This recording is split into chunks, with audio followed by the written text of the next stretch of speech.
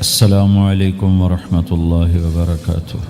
الحمد لله الذي لا يسأل عما يفعل وهم يسألون.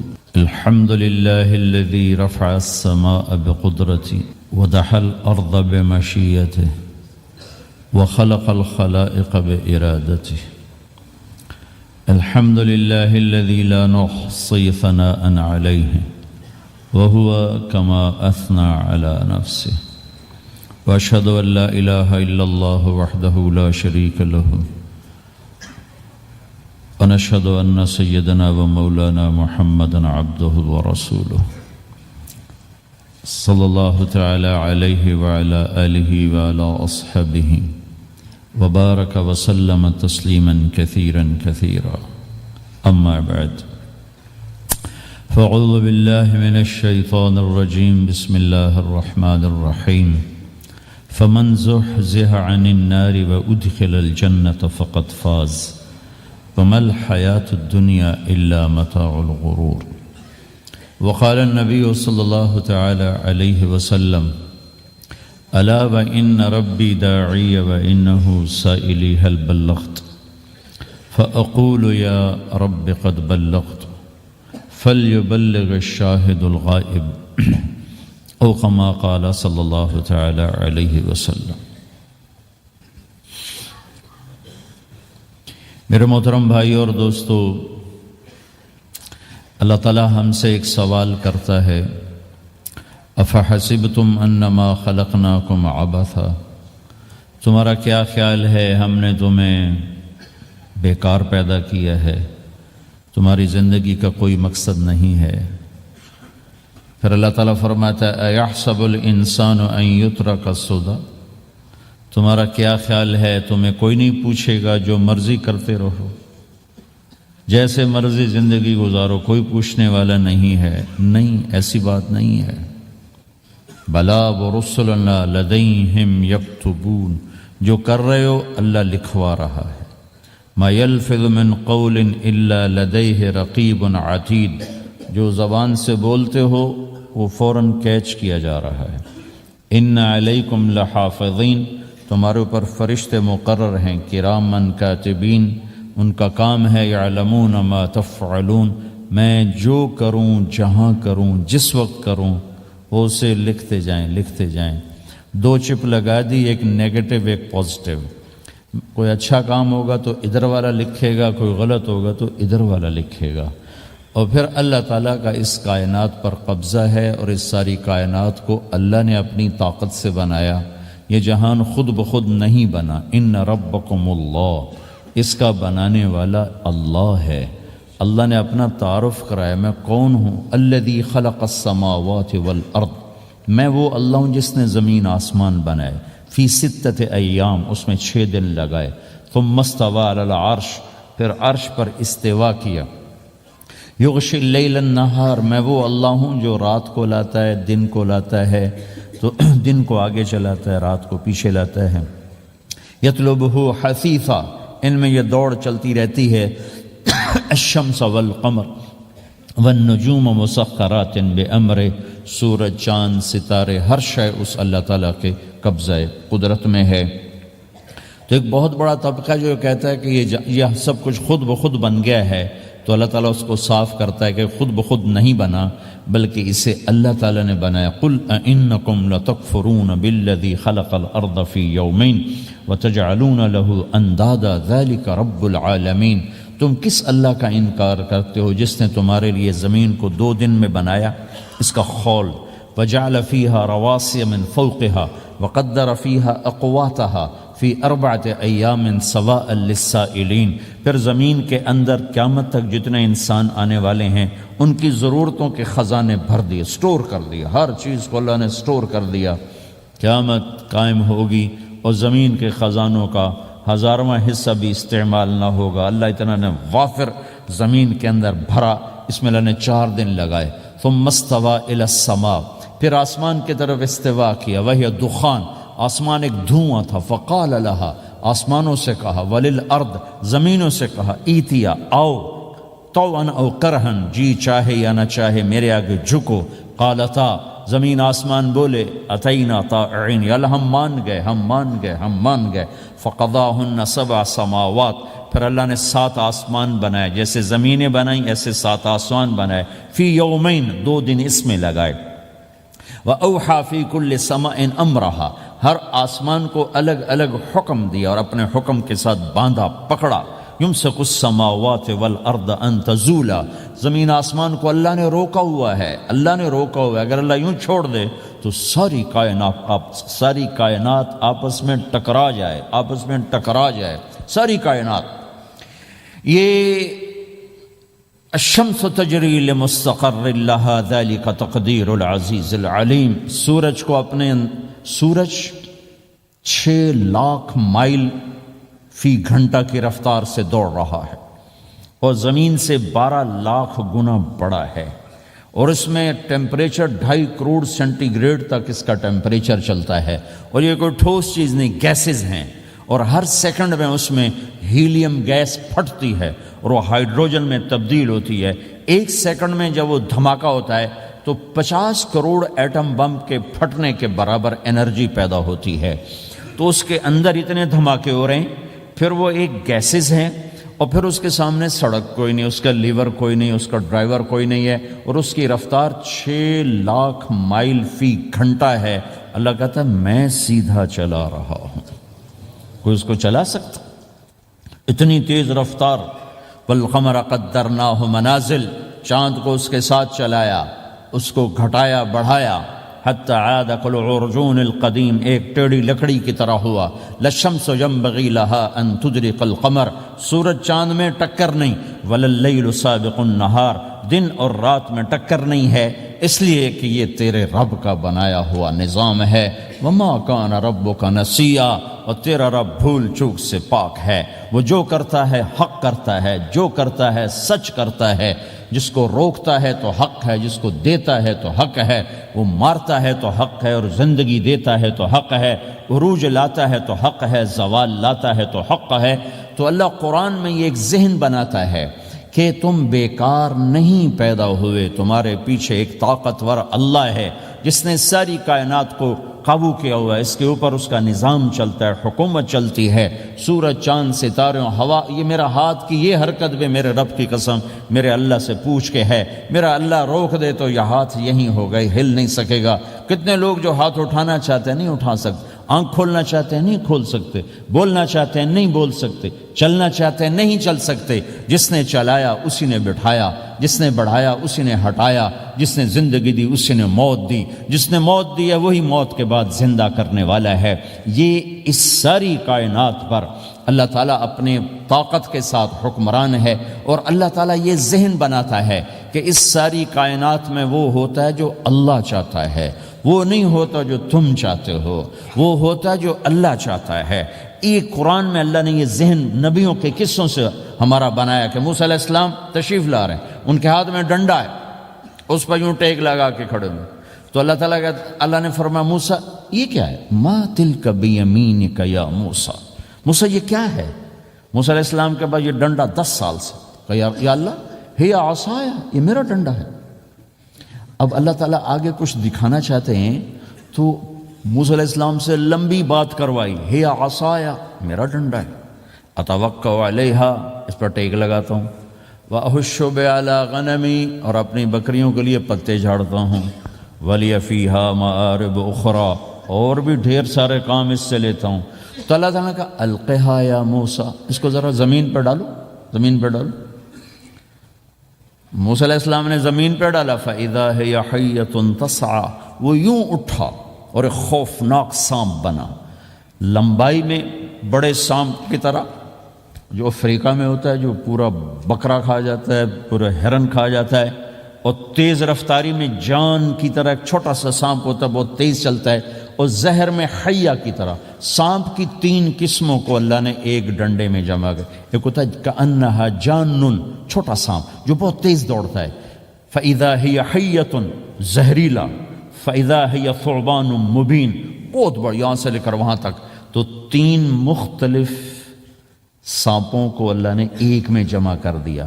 وہ تیز رفتاری میں جان کی طرح تھا، زہر میں حیہ کی طرح تھا، لمبائی چوڑائی میں ثوبان کی طرح تھا۔ جب موسیٰ علیہ السلام نے دیکھا وَلَّا مُدْبِرًا وَلَمْ يُعَقِّبْ، موسیٰ علیہ السلام جو بھاگے تو پیچھے مڑ کے ہی نہیں دیکھا۔ تو اللہ تعالیٰ نے کہا خذ موسیٰ پکڑو، کہا اللہ میں نہیں پکڑتا۔ بھاگے جا رہے، یہ بات بھاگے بھاگے ہو رہی، کھڑے ہو کے نہیں ہو رہی، بھاگ رہے ہیں، اوپر سے آواز آ رہی پکڑو گا، بابا میں نہیں پکڑتا۔ اب اللہ تعالیٰ ہمیں قصہ موسیٰ علیہ السلام کا قصہ قرآن کے 28 پاروں میں موجود، اتنا اس کو اللہ نے دہرایا، اتنا دہرایا۔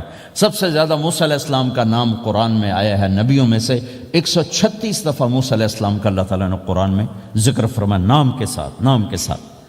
پھر کہا خذھا ولا تخف، موسیٰ پکڑو ڈرو نہیں، سنعیدھا سیرتھا الاولی، واپس ڈنڈا بناؤں گا۔ کہا یا اللہ میں نہیں پکڑتا، مجھے کھائے گا، مجھے کھائے گا، وہ بھاگے جا رہا ہے۔ آخر اللہ تعالیٰ نے کہا خذ انک من الآمنین، موسیٰ میں گارنٹر ہوں، کچھ نہیں کہے گا، گارنٹی دیتا ہوں۔ اللہ کی گارنٹی پر کھڑے ہوئے وہ ایسا منہ کھول کے آ رہا ہے، تو اب چلو اللہ تعالیٰ کہتے ہیں پیچھے سے پکڑ لو، دم سے پکڑ لو تو کوئی مسئلہ نہیں تھا، کہ نہیں منہ سے پکڑو۔ اب موسیٰ علیہ السلام نے ایسے اوپر ایک چھوٹا سا کپڑا تھا یوں اوپر کر لیا، تو اللہ تعالیٰ نے کہا یہ کیا کر رہے ہو؟ کہا جی مجھے اس سے ڈر لگ رہا۔ کہ تیرا ڈر ہی تو نکالنا ہے، کہ یہ کچھ نہیں، سب کچھ تیرے اللہ کا ارادہ ہے، یہ کچھ نہیں، ورنہ یہ کپڑا تمہیں بچا لے گا، تمہیں ویسے ہی سارا نکل جائے گا۔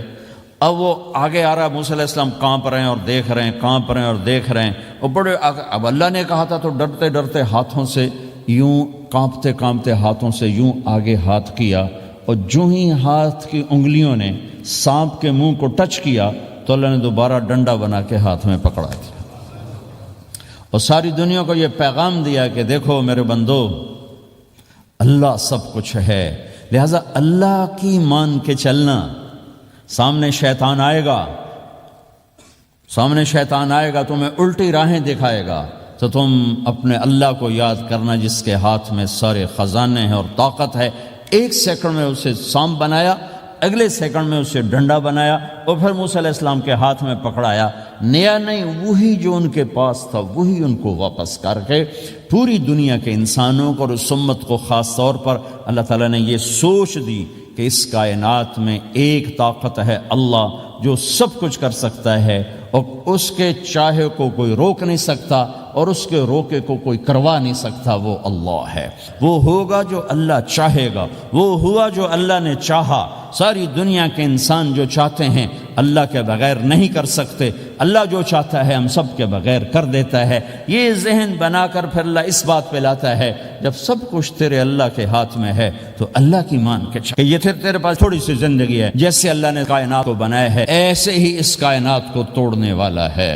ایک دن آئے گا، ازفت الازفہ، وہ قریب آ چکا ہے، لیس لہا من دون اللہ کاشفہ، اسے کوئی روک نہیں سکتا، ہٹا نہیں سکتا، وہ آئے گا۔ لا تأتیکم الا بغتہ، وہ اچانک آئے گا۔ وہ کیسے آئے گا؟ فإذا نفخ فی الصور نفخۃ واحدہ، ایک آواز آئے گی بڑی خوفناک۔ ہے کیا عجب دن ہوگا، شب جمعہ آئے گی، جمعہ کی رات آئے گی، کسی کو نہیں خبر کہ آج کائنات کی آخری رات۔ پرندے واپس گئے ہوں گے اپنے درختوں پر، گھونسلوں پر، شیر اپنے ٹھکانوں پر، چیتے اپنے ٹھکانوں پر، بھیڑیے اپنے ٹھکانوں پر، بکریاں، اونٹ، گائے، بھینس اپنے اپنی جگہ پر۔ اور اگر یہ بولٹن اس وقت موجود ہوگا تو بولٹن کے باشندے سوئے ہوں گے اپنے گھروں میں، کوئی ادھر تیاری کہ میں نے جاب پہ جانا ہے، یہ میرا سامان پڑا ہے، میں نے اسکول جانا ہے، یہ میری کتابیں پڑھی ہیں، میں نے آفس جانا ہے، یہ میری فائلیں پڑھی، میرا لیپ ٹاپ پڑا ہوا ہے، یہ سب کچھ جیسے آج کی رات ہے ایسے ہی ایک رات آئے گی۔ دن جدا ہو کر کہے گا کہ میں کل آؤں گا، رات جدا ہو کر کہے گی میں تیرے بعد آؤں گی، اور تارے چاند ستارے بھی ابھر کر نکل کر کہیں گے ہم نے کل بھی نکلنا ہے اور ہم نے کل بھی طلوع ہونا ہے۔ سورج بھی غروب ہوتے ہوئے یہ سوچ رہا ہوگا کہ کل میں نے پھر بھی نکلنا ہے، اور چاند بھی سوچ رہا ہوگا کہ میں نے اگلے دن بھی نکلنا ہے، لیکن اللہ کے سوا فرشتوں تک کو نہیں پتا کہ آج آخری دن آ چکا ہے۔ اور میرے نبی نے عجب نقشہ کھینچا ہے قیامت کے دن کا. ہم نے کہا عورت روٹی پکا رہی ہوگی، اس کے ہاتھ میں روٹی ہوگی. اب تو یہاں روٹی پکانے کا رواج بہت کم ہو گیا، لیکن پھر بھی پکاتے ہیں.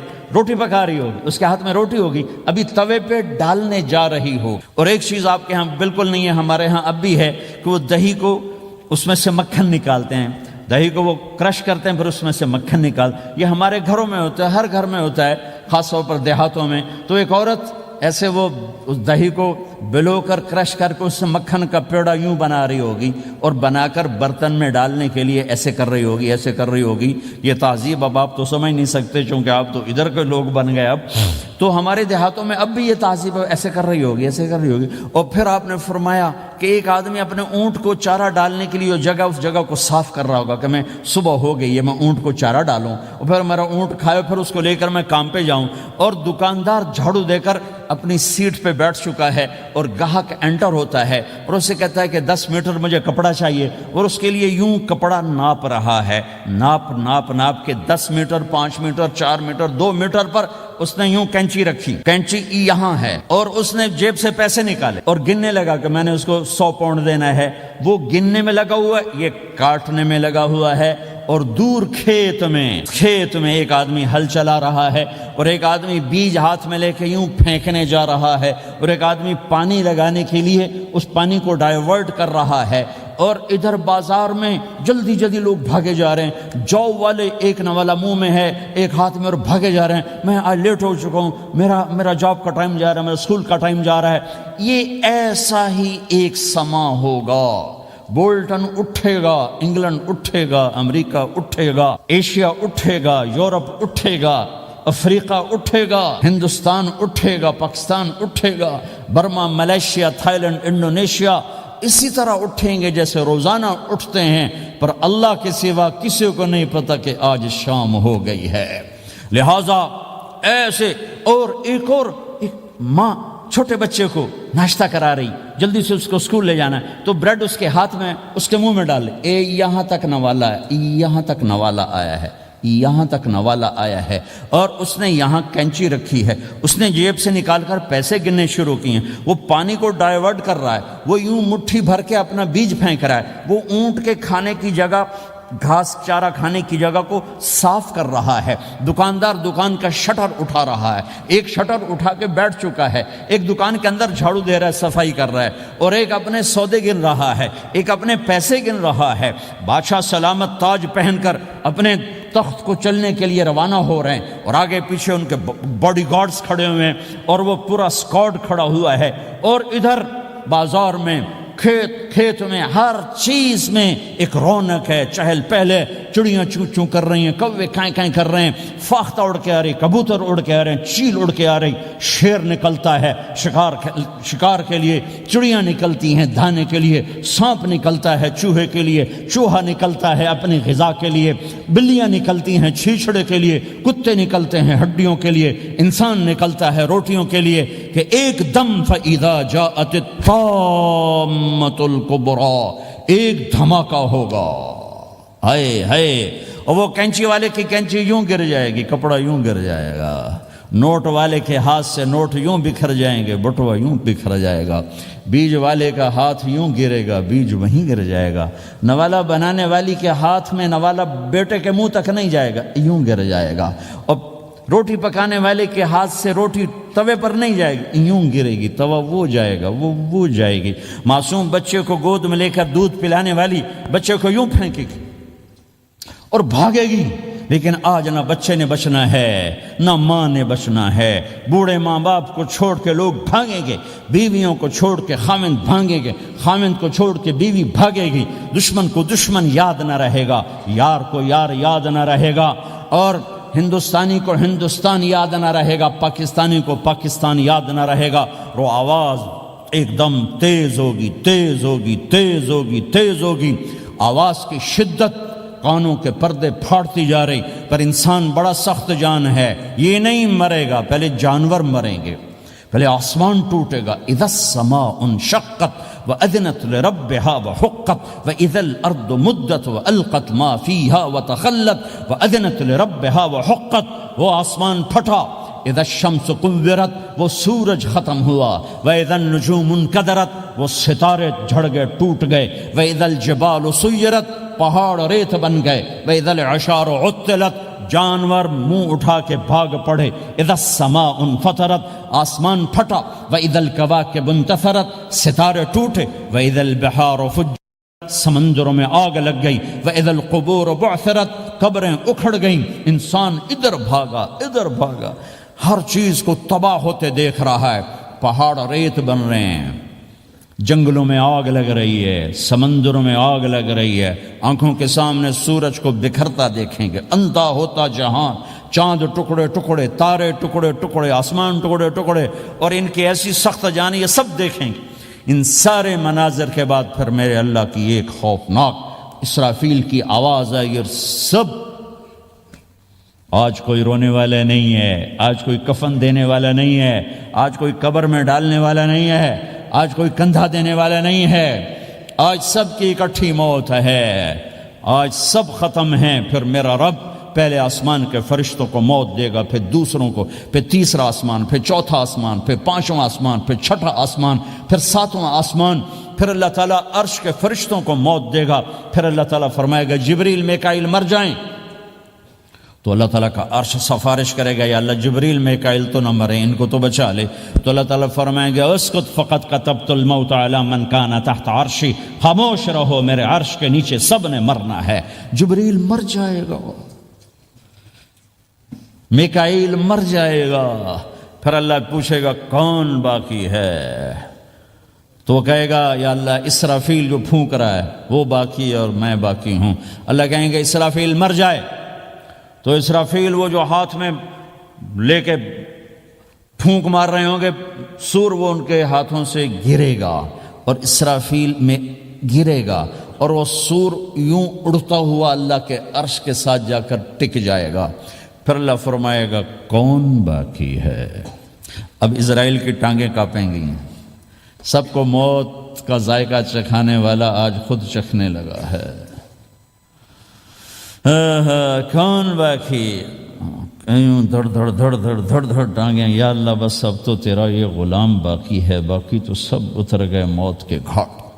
تو میرا اللہ تعالیٰ کہے گا مت فإنک خلق من خلق، تو بھی مر جا، تو بھی میری ایک مخلوق ہے۔ او میرے بھائیو، اس مٹ جانے والی دنیا کے پیچھے اللہ کو ناراض نہ کرو، اس کی عزت بھی دھوکہ ہے، اس کی شہرت بھی دھوکہ ہے، اس کی دولت بھی دھوکہ ہے، اس کی حکومت بھی دھوکہ ہے، اس کا عروج بھی دھوکہ ہے، اس کا زوال بھی دھوکہ ہے، اس کی عزت بھی دھوکہ ہے، اس کی ذلت بھی دھوکہ ہے، اس کا مال بھی دھوکہ ہے، اور اس کا فخر غربت بھی دھوکہ ہے، اس کی زندگی بھی دھوکہ ہے، سب نظروں کا فریب ہے۔ حضرت علی کا فرمان ہے الناس النیام اذا ما تنتبہ، لوگ سوئے ہوئے ہیں، جب موت آئے گی تو آنکھ کھل جائے گی۔ گھاٹے کا سودا کر کے نہ مرو، گھاٹے کا سودا کر کے نہ مرو، اللہ کو ناراض کر کے نہ مرو، سب چھوڑ کے جانے والی ہیں، سب چھوٹنے والا ہے، لہذا اللہ کو ساتھ لے لو، اللہ کو ساتھ لے لو، اللہ کو ساتھ لے لو۔ سب کو مارنے کے بعد میرا اللہ کہے گا من کان لی شریکا فلیات، کوئی ہے میرے سامنے تو آؤ، من کان لی شریکا فلیات، کوئی ہے میرے مقابلے میں تو آؤ، من کان لی شریکا فلیات، کوئی ہے میری ٹکر کا تو آؤ، تین دفعہ۔ پھر اللہ زمین آسمان کو ایک جھٹکا دے گا، پھر کہے گا انا الملک، میں بادشاہ ہوں، پھر دوسرا جھٹکا دے گا، پھر کہا انا القدوس السلام المومن، میں ہوں قدوس السلام مومن، پھر تیسرا جھٹکا دے گا، پھر کہے گا انا المہیمن العزیز الجبار المتکبر، میں ہوں متکبر، جبار، عزیز، مہیمن۔ پھر اللہ تعالیٰ کہے گا این الملوک، بادشاہ کہاں ہے؟ این الملوک، بادشاہ کہاں ہے؟ این المتکبرون، وہ تکبر کرنے والے کہاں ہیں؟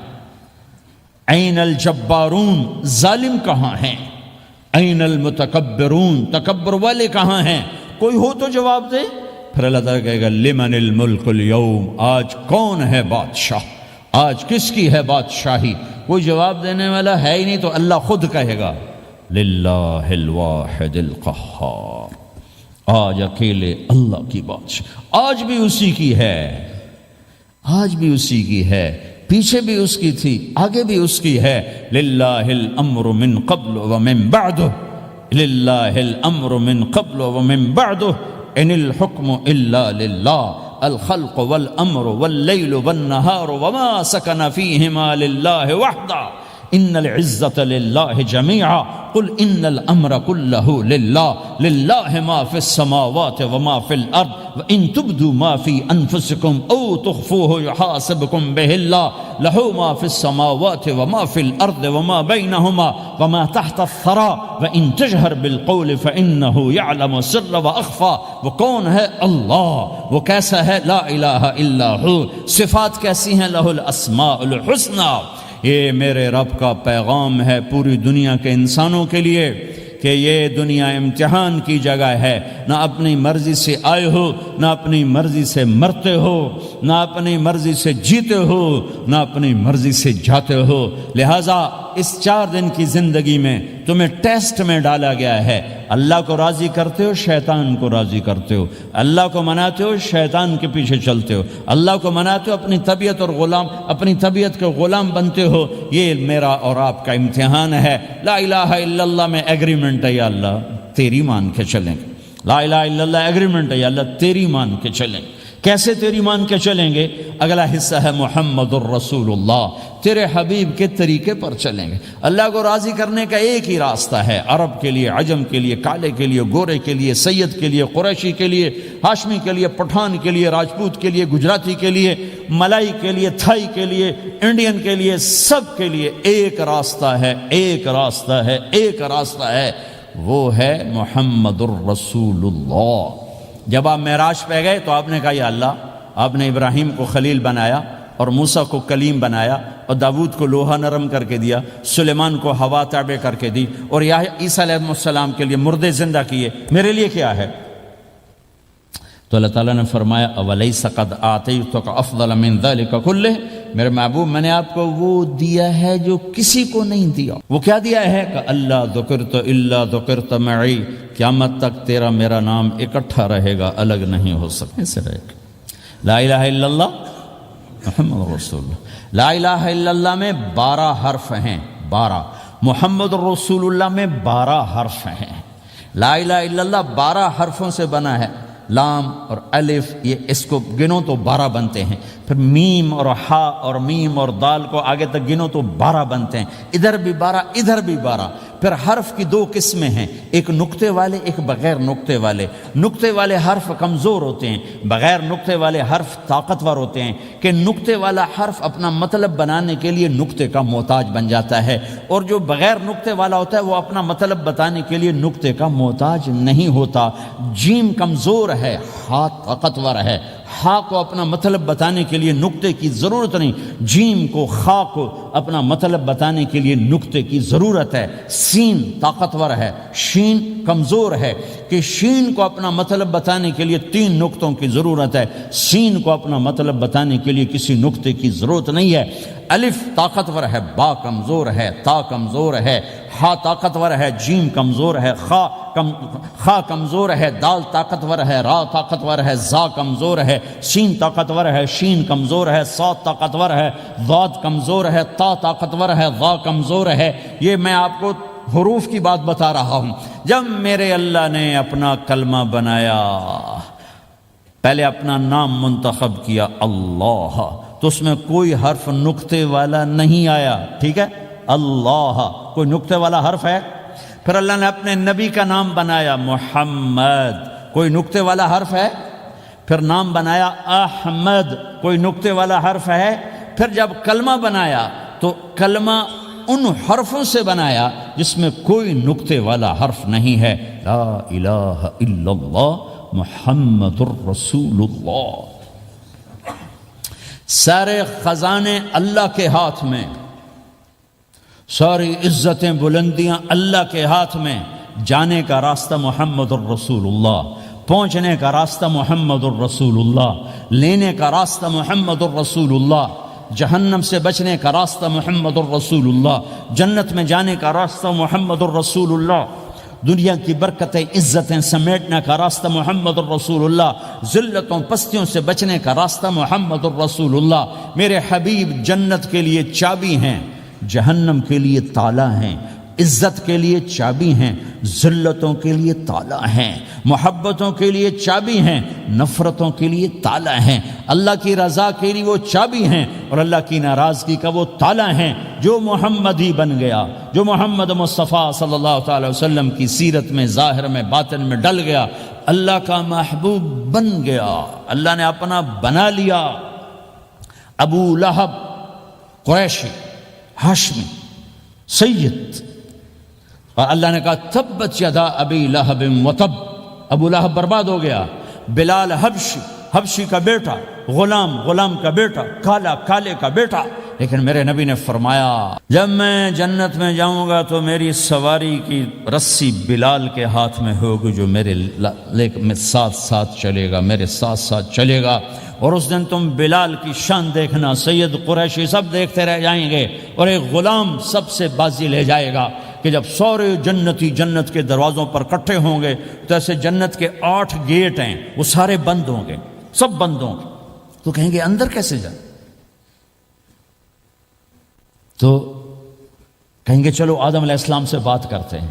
آدم علیہ السلام سے عرض کریں گے جناب ابا جان، دادا جان، دروازہ تو کھلوائیں۔ وہ کہیں گے بچوں میں نے تمہیں نکالا تھا، میں ڈال نہیں سکتا، جاؤ بھائی کسی اور سے بات کر۔ اب آئیں گے نوح علیہ السلام، بابا میں نہیں کر سکتا۔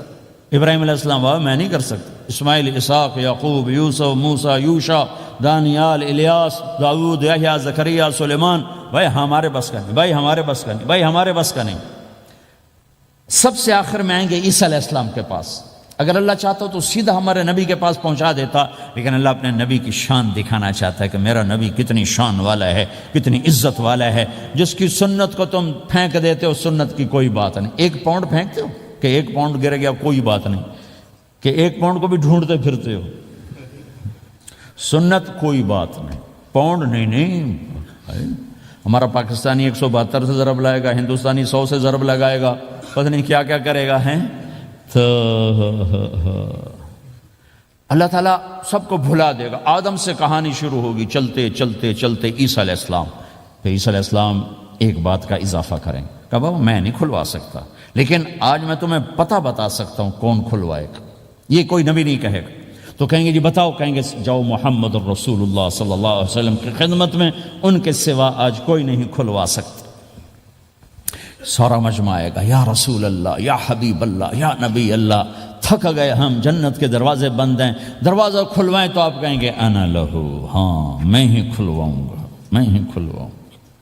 پھر آپ نے فرمایا میں سب کے سامنے سجدہ کروں گا اللہ تعالیٰ، پھر اللہ تعالیٰ اپنی تعریف کا مجھے الہام کرے گا، میں اللہ کی تعریف کروں گا، جو ابھی مجھے بھی نہیں پتا کیا تعریف کروں گا، اس وقت اللہ تعالیٰ مجھے عطا کرے گا۔ پھر میرا اللہ کہے گا یا حبیبی یا محمد ارفع رأسک سل تعطا اشفع تشفع، اے میرے حبیب، اے میرے محبوب، سر اٹھا، سوال کر، پورا ہوگا، سفارش کر، مانی جائے گی۔ تو ہمارے نبی کہیں گے اللہ جنت کا دروازہ کھول، تو اللہ تعالیٰ فرمائیں گے اوپننگ سیریمنی تجھ سے ہو، تو اوپننگ کرے گا پھر کھلے گا، ایسے نہیں کھل سکتا کہ میں تیار ہوں۔ تو جنت سے ایک سواری آئے گی اڑتے ہوئے اور ہیلی کاپٹر کی طرح لینڈ کرے گی اللہ کے نبی کے سامنے، تو آپ اس کے اوپر ایسے بیٹھ جائیں گے، تو اس کی جو رسی ہوتی ہے جس سے اس کو چلایا جاتا ہے، وہ رسی ایسے نیچے گر جائے گی۔ رسی کے نیچے گرنے کا مطلب ہے کہ اس سواری کو اللہ کے نبی نے خود نہیں چلانا، کوئی اور آئے گا جو رسی پکڑ کے چلے گا۔ اب اللہ کے نبی کی سواری کی رسی پکڑ کے چلنا یہ کوئی چھوٹا آنر تو ہے نہیں،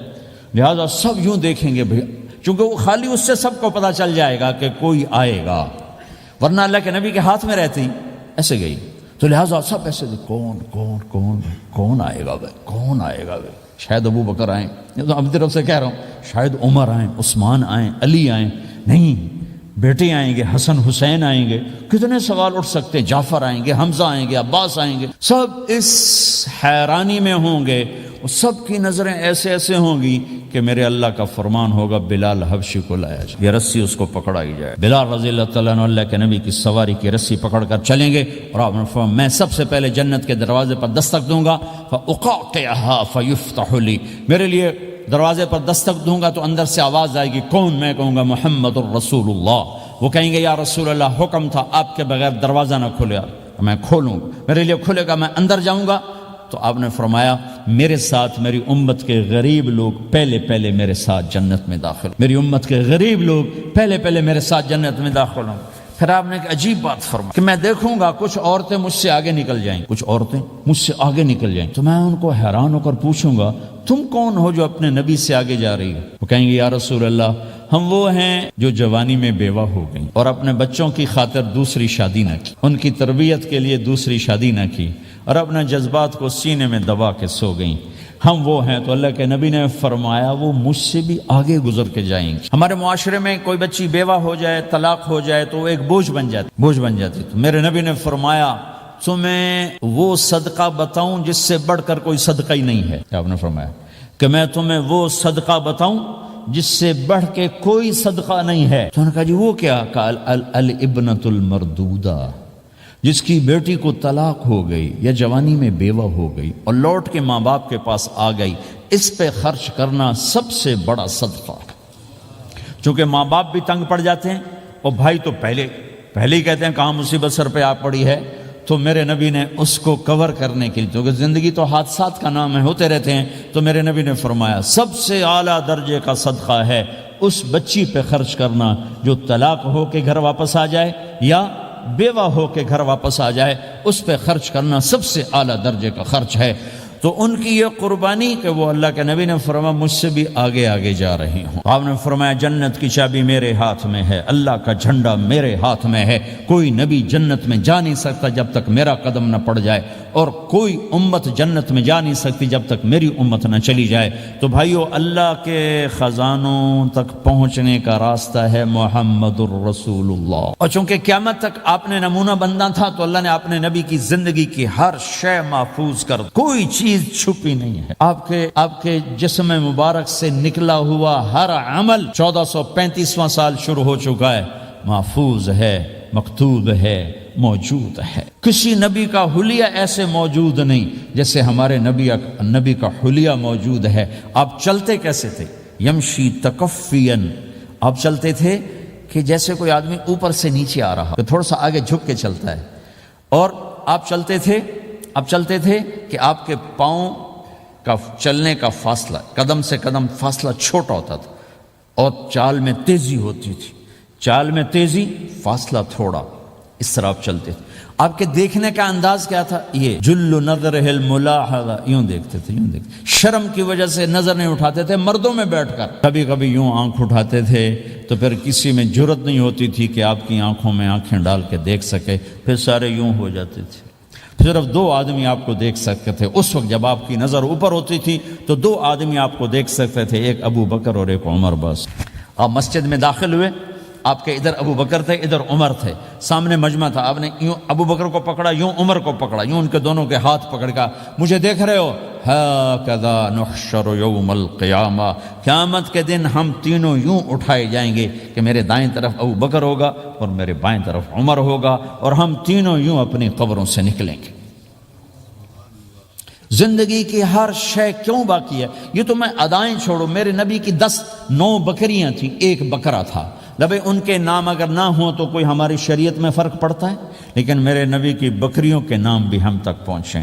ایک کا نام تھا عجوہ، ایک کا نام تھا سقیہ، ایک کا نام تھا برکہ، ایک کا نام تھا ورثہ، ایک کا نام تھا زمزم، ایک کا نام تھا اطلال، ایک کا نام تھا اطراف، ایک کا نام تھا قمرا، غیثا، یہ میرے نبی کی بکریوں کے نام ہیں۔ اور بکرا تھا، اس کا نام تھا یم، عجوہ، سقیہ، زمزم، برکہ، ورثہ، اطلال، اطراف، غیثا، قمرا۔ اور اس میں آپ کی بکری قمرا آپ کی زندگی میں مر گئی تھی، اتنی ڈیٹیل بھی موجود ہے۔ آپ کے 2 گدھے تھے، ایک کا نام تھا عفیر، ایک کا نام تھا یعفور۔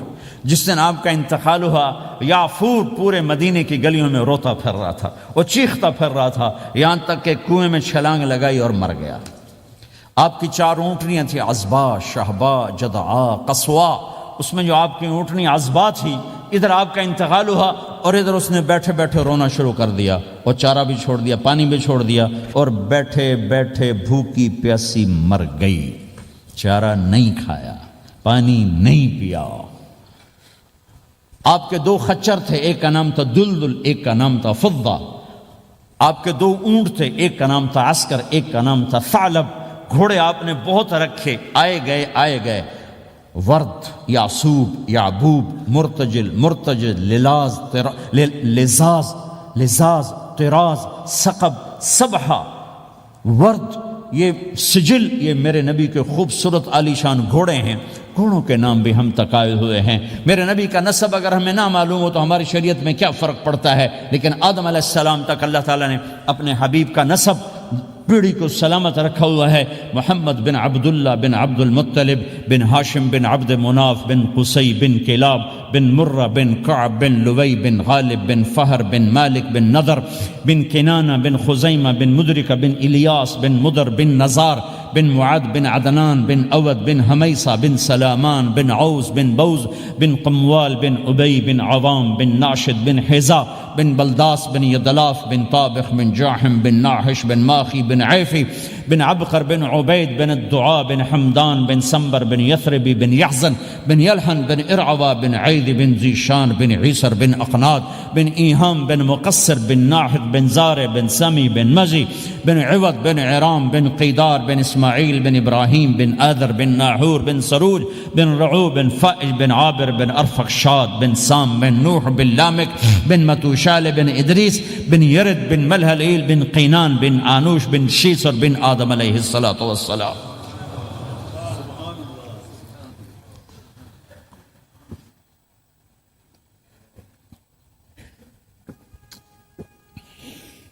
اللہ کا اعلان ہے، جہاں رہو اللہ کے نبی کے طریقوں کو پکڑ کے رہو۔ اللہ تعالیٰ تک پہنچنے کا بس ایک ہی راستہ ہے، ایک ہی راستہ ہے، وہ ہے جناب رسول اللہ صلی اللہ تعالی علیہ وسلم کی مبارک زندگی۔ نقل مار لو، نقل مارنے سے پاس ہو نہیں جاتے لوگ۔ ہمارے انڈیا پاکستان میں خوب نقل چلتی ہے، وہ نقل لگاتے ہیں، پاس ہو جاتے ہیں۔ میں بھی ذمہ داروں کی اولاد، پڑھنے کا شوق نہیں تھا، ہمیشہ نقل مار کے ہی پاس ہوئے، کیونکہ پڑھنے کا شوق ہی نہیں تھا۔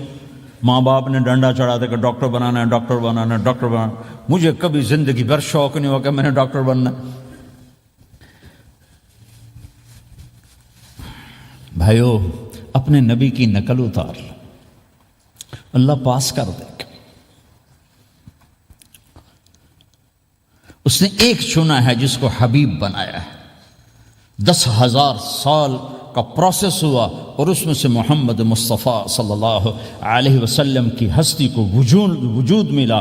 آپ کو آنے میں اتنا زمانہ چاہیے تھا کہ اعلیٰ سے اعلیٰ چیز کے بننے میں دیر لگتی ہے، تو کائنات 10,000 سال گھومی اور تب جا کر میرے حبیب مصطفیٰ صلی اللہ تعالی علیہ وسلم کو اللہ تعالیٰ نے وجود بخشا۔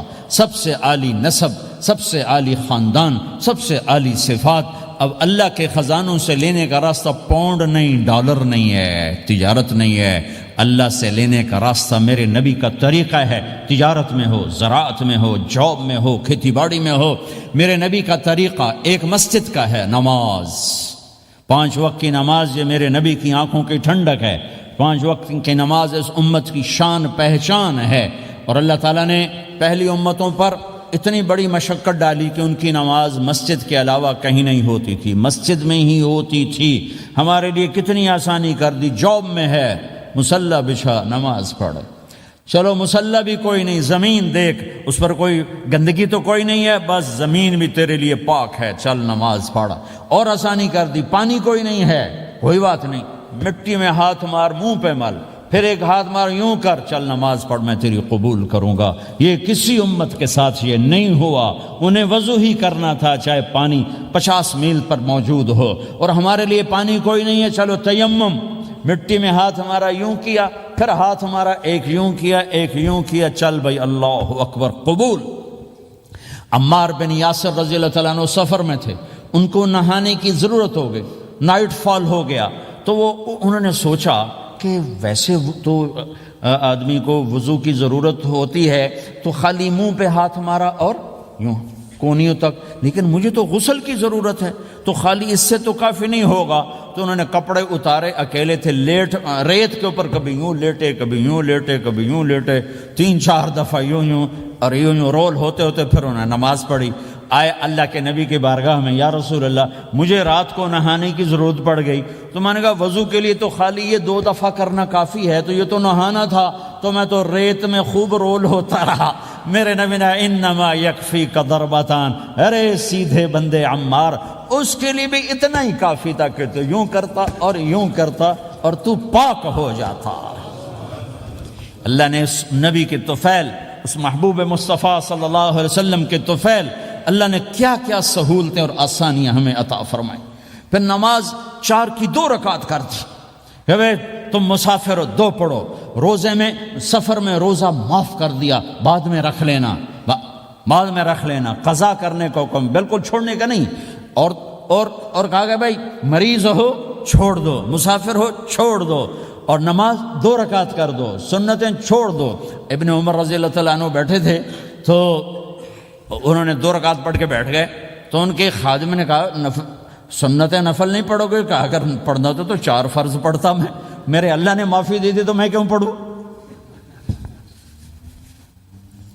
میرے نبی نے سفر میں سنتیں نہیں پڑھی کبھی، اپنی امت کو سہولت دینے، فجر کی سنتیں 2 پڑھتے تھے، اس کے علاوہ سنتیں نہیں پڑھی تاکہ میری امت کو سہولت ہو، آسانی ہو۔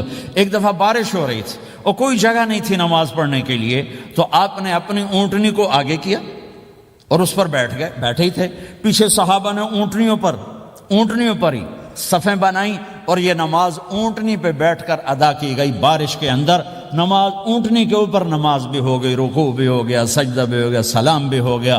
پہلی امتوں کے لیے نہیں تھا، سجدہ ہی کرنا پڑے گا۔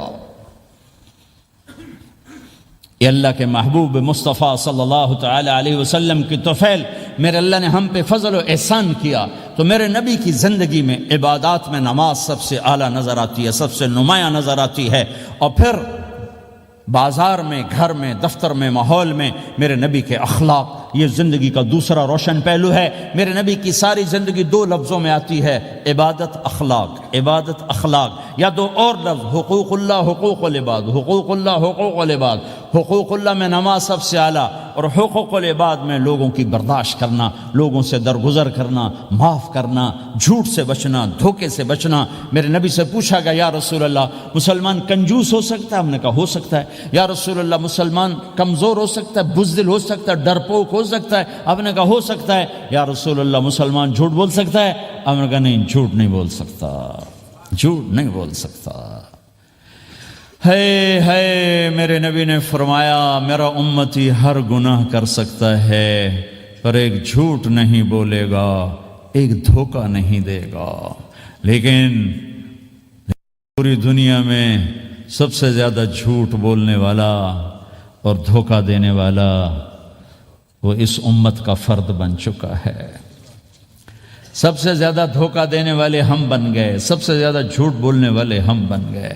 اور میرے نبی نے فرمایا تھا کہ مسلمان جھوٹ نہیں بولتا، دھوکہ نہیں دیتا، ہر گناہ کر سکتا ہے، جھوٹ نہیں بولے گا، دھوکہ نہیں دے گا۔ یہ میرے نبی کی زندگی کا دوسرا پہلو ہے کہ سچائی پہ جمو۔ چند پیسے بچانے کے لیے جھوٹ بولنا، ٹیکس بچانے کے لیے جھوٹ بولنا، کتنے پاؤنڈ بچا لو گے؟ ادھر تمہارے سامنے سچ روشن کھڑا ہوا ہے۔ میرے نبی نے کہا الصدق ینجی والکذب یہلک۔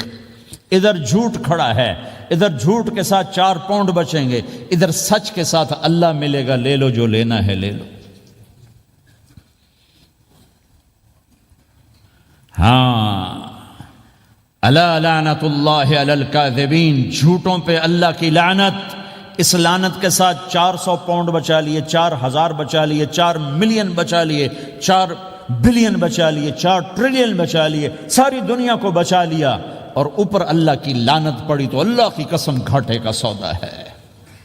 اور سچے ہو گئے، سچ بولا، یہ میں 100 پاؤنڈ کماتا ہوں، لے لو جو لینا ہے اس میں سے، یہ میں 1000 پاؤنڈ کماتا ہوں، لے لو جو لینا ہے، یہ میں 50,000 پاؤنڈ کماتا ہوں، لے لو جو لینا ہے، کہ مسلمان کی زبان سے جھوٹ نہیں نکلتا، سچ ہی بولتا ہے۔ آپ تشریف لے جا رہے ہیں، ایک آواز ہے یا رسول اللہ، آپ نے یوں دیکھا کوئی نظر نہیں آیا، پھر آواز ہے یا رسول اللہ، تو آپ نے دیکھا کہ ہرنی ڈیئر چھوٹی وہ کھڑی ہوئی رسی میں بندھی، تو آپ نے کہا کیا ہوا؟ کہا جی آپ کا صحابی مجھے پکڑ کے لایا ہے، میرے چھوٹے چھوٹے بچے بھوک سے رو رہے ہوں گے، آپ مجھے چھوڑ دیں، میں بچوں کو دودھ پلا کے واپس آ جاتا، مجھے پتا ہے میرے اللہ کی تقدیر میرے بارے میں کیا ہے۔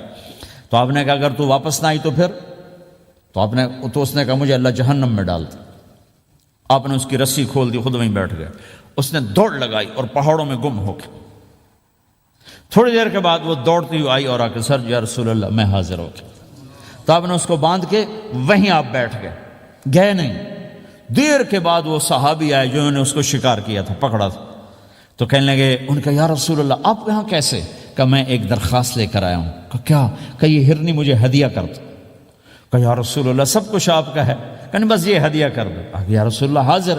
تو آپ نے اس کو لے کر رسی اس کی گردن سے نکالی کہ جاؤ بچی اپنے بچوں کے پاس جا کے خوشی منا، سچ نجات دیتا ہے اور جھوٹ ہلاک کرتا ہے۔ ایک ہرنی جان کی بازی کھیل گئی سچ بولنے کے لیے، تم چند پونڈوں پہ جھوٹ بولتے ہو، ایمان کو برباد کر کے رکھ دیتے ہو۔ مسلمان جھوٹ نہیں بولتا، مسلمان دھوکہ نہیں دیتا، مسلمان کی زبان سے سخت بول نہیں نکلتا، کسی کو بے عزت نہیں کرتا، کسی کو کی بے اکرامی نہیں کرتا، کسی کا دل نہیں توڑتا، کسی کو ذلیل نہیں کرتا، خود سہتا ہے، اوروں کو خوشیاں دیتا ہے، خود دکھ سہتا ہے، اوروں کو راحت دیتا ہے، خود تکلیف سہتا ہے۔ یہ میرے نبی کے اخلاق ہیں، یہ میرے نبی کی زندگی ہے، اور یہ اسلام کا سب سے بڑا چیپٹر ہے اور سب سے مشکل چیپٹر ہے۔ جب میرے نبی نے لمبی نمازیں پڑھی تو اللہ نے روک دیا کہ میرے حبیب ما انزلنا علیک القرآن لتشقی، اتنی لمبی نماز نہ پڑھ کے تو تھک جائے۔ میرے نبی نے تبلیغ میں زور دکھایا تو اللہ نے روک دیا، فلتذهب نفسک علیہم حسرات، میرے نبی اتنا غم نہ کر کے آپ خود ہی آہیں بھرتے بھرتے آپ مر جائیں۔ میرے نبی نے مال سارا خرچ کیا، اللہ نے اس سے بھی روک دیا، ولا تبسطها كل البسط فتقعد ملوما محسورا، اتنا خرچ نہ کریں کہ آپ خود پھر دکھی ہو کے بیٹھ جائیں۔ خرچ کرنا بہت بڑا عمل، تبلیغ سب سے سارے عملوں کا سردار عمل، تبلیغ سے بڑا کوئی کام ہوتا تو اللہ نبیوں کو دیتا، اگر تبلیغ سے بڑھ کر کوئی کام ہوتا تو اللہ نبیوں کو دیتا، گشت سے بڑھ کر کوئی محنت ہوتی تو اللہ نبیوں کو دیتا۔ 950 سال نوح علیہ السلام گشتی کر رہے ہیں، اور اللہ کی مان لو، اللہ کی مان لو، اتنا عظیم عمل کا میرے نبی درمیانہ نماز سب سے بڑی عبادت، میرے نبی درمیانہ کام، لیکن جب میرے نبی نے اخلاق اچھے کیے، دشمن کو معاف کرنا۔ لیکن ایک آدمی آپ سوئے ہوئے تھے، آپ کی تلوار لٹکی تھی، ایک آدمی آیا، اس نے آپ کی تلوار اتاری اور یوں ماری پسلی میں، آپ اٹھ کے بیٹھ گئے۔ اب وہ قتل کے ارادے کے لیے آ چکا ہے اور تلوار یہاں ہے، کہتا من یمنعک منی، اب بول تمہیں کون بچائے گا؟ تو آپ نے مسکراتے ہوئے کہا اللہ، تو اس کے ہاتھ سے تلوار گر پڑی، تو آپ نے اٹھا لی، آپ نے یوں سیدھی کی، اب تو بچا، تجھے کون بچائے گا؟ وہ کہنے لگا مجھے تو ہی بچائے گا، وہ تو اللہ کو جانتا نہیں تھا، کہا بابا مجھے تو ہی بچائے گا۔ تو آپ کہتے ہیں اس کا سر اڑا دو، یہ نبی کو قتل کرنے آیا ہے۔ میرے نبی نے فرمایا کلمہ پڑھتے ہو؟ کہا نہیں پڑھتا۔ کہا جاؤ معاف کیا۔ یہ میرے نبی کے اخلاق ہیں۔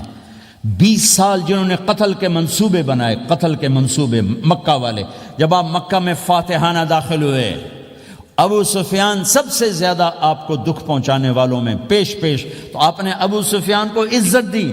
جو ابو سفیان کے گھر میں داخل ہوگا اس کو کچھ نہیں کہا جائے گا۔ آپ تو ابو سفیان کو بلا کے سولی پہ لٹکاتے، اور آپ کہہ رہے ہیں جو ابو سفیان کے گھر میں جائے گا اسے کچھ نہیں کہا جائے گا، جو بیت اللہ میں ہوگا اسے کچھ نہیں کہا جائے گا۔ سارا مکہ سامنے، آپ یوں بیت اللہ کا دروازے پر یوں دونوں ہاتھ ایسے ٹکا کے کھڑے تھے، پھر آپ نے کہا میں کیا کروں گا اب تمہارے ساتھ؟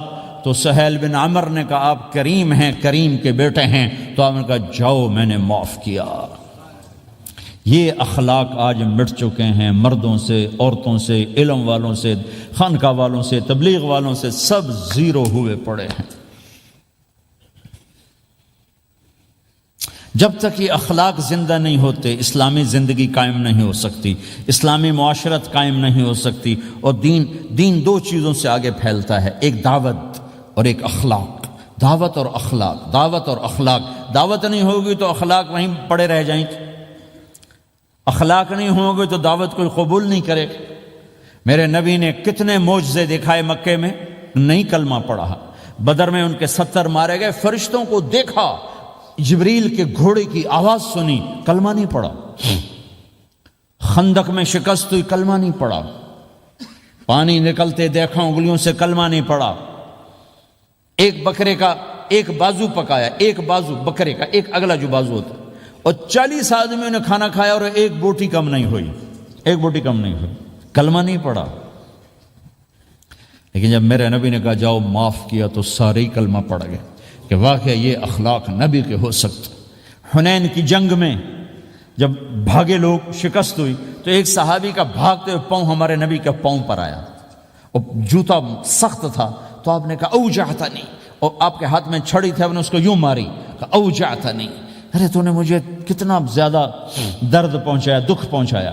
وہ بیچارے پگھل کے رہ گئے اور پریشان ہو گئے، اور فرماتے ہیں سارا دن میں پریشان، ساری رات پریشان کہ اللہ کے نبی کو میں نے تکلیف پہنچائی، اب میرا کیا بنے گا۔ اگلا دن ہوا تو اعلان ہو رہا تھا بھائی جس کا پاؤں نبی کے پاؤں پہ آیا تھا اس کو اللہ کے نبی بلا رہے ہیں۔ تو صحابی کہنے لگے میں نے سمجھا بس اب میری تو دنیا بھی گئی اور آخرت بھی گئی، اب میرے اوپر کیس بنے گا اور مجھے ڈانٹ ڈپٹ بھی ہوگی، میرا کتنا بڑا گھاٹا نقصان ہوگا۔ یہ حاضر ہوئے ڈرتے ڈرتے، تو آپ نے فرمایا میرے بھائی کل میں نے تمہیں چھڑی ماری تھی، وہ مجھے معاف کر دینا، اور یہ 80 اونٹ تمہیں ہدیہ دیتا ہوں، 80 کیملز یعنی 80 پراڈو، 80 رینج روور کا یہ میری طرف سے تمہیں ہدیہ ہے۔ وہ حیران پریشان، یہ میرے نبی کے اخلاق ہیں، یہ میرے نبی کے اخلاق ہیں۔ کانٹے بچھانے والی نے 4 دن آنا چھوڑ دیا، بیمار ہو گئی تھی، تو آپ نے کہا کیا بات ہے، وہ ہمارے راستے میں اب کانٹے کوئی نہیں ہیں؟ کہا جی وہ بیمار پڑی ہے جو کانٹے بچھاتے تھے، تو آپ اس کے گھر چلے گئے، ماں جی خیریت تو ہے، آپ ٹھیک تو ہیں؟ کہا بیٹا مجھے کلمہ پڑھا دے، بس تیرے اخلاق نے مجھے فتح کر لیا ہے۔ میرے بھائیوں یہ چیپٹر بھول چکے ہیں، بھول چکے ہیں، بھول چکے ہیں۔ جب تک یہ چیپٹر زندہ نہیں ہوگا زندگی اسلامی نہیں بنے گی، معاشرہ اسلامی نہیں بنے گا، اور آگے قوموں کے لیے اسلام کا دروازہ نہیں کھلے گا۔ ہمیں معاف کرنا آتا ہو، ہمیں گالی دینے والے کو دعا دینا آتا ہو، غیبت کرنے والے کی تعریف آتی ہو، اور غیبت کرنے سے، غیبت سننے سے اپنے آپ کو ایسے بچاؤ جیسے زہر سے بچاتے ہو، اسے آگ سے بچاتے ہو۔ ایک دوسرے کو نفرت کا بول نہ بولو ورنہ ساری زندگی تباہ و برباد ہو جائے گی۔ میرے رب کی قسم، میرے نبی نے کہا ایک زبان کا بول انسان بولتا ہے اور جہنم کی گہرائیوں میں گر جاتا ہے، اور ایک زبان کا بول انسان بولتا ہے اور جنت کے درجات پر چڑھ جاتا ہے۔ یہ زبان بہت طاقتور چیز ہے، میں ہر بیان میں اس کو دہرا رہا ہوں کہ جتنا یہ عمل ختم ہو چکا ہے اتنا کوئی عمل بھی نہیں ختم ہوا ہے۔ میرے نبی نے فرمایا معاذ تمہیں سارے دین کا خلاصہ بتاؤں؟ معاذ الا انبئک بملاک ھذا کلہ، میں تمہیں پورے دین کا خلاصہ بتاؤں؟ کون معاذ؟ کون معاذ جس کے ہاتھ میں علماء کا جھنڈا ہوگا؟ کون معاذ؟ میں ابھی مئی میں ان کے اردن اجتماع میں گیا، آگے ان کے اربد میں گئے، آگے وہاں ان کا مقبرہ ہے 18 کلومیٹر۔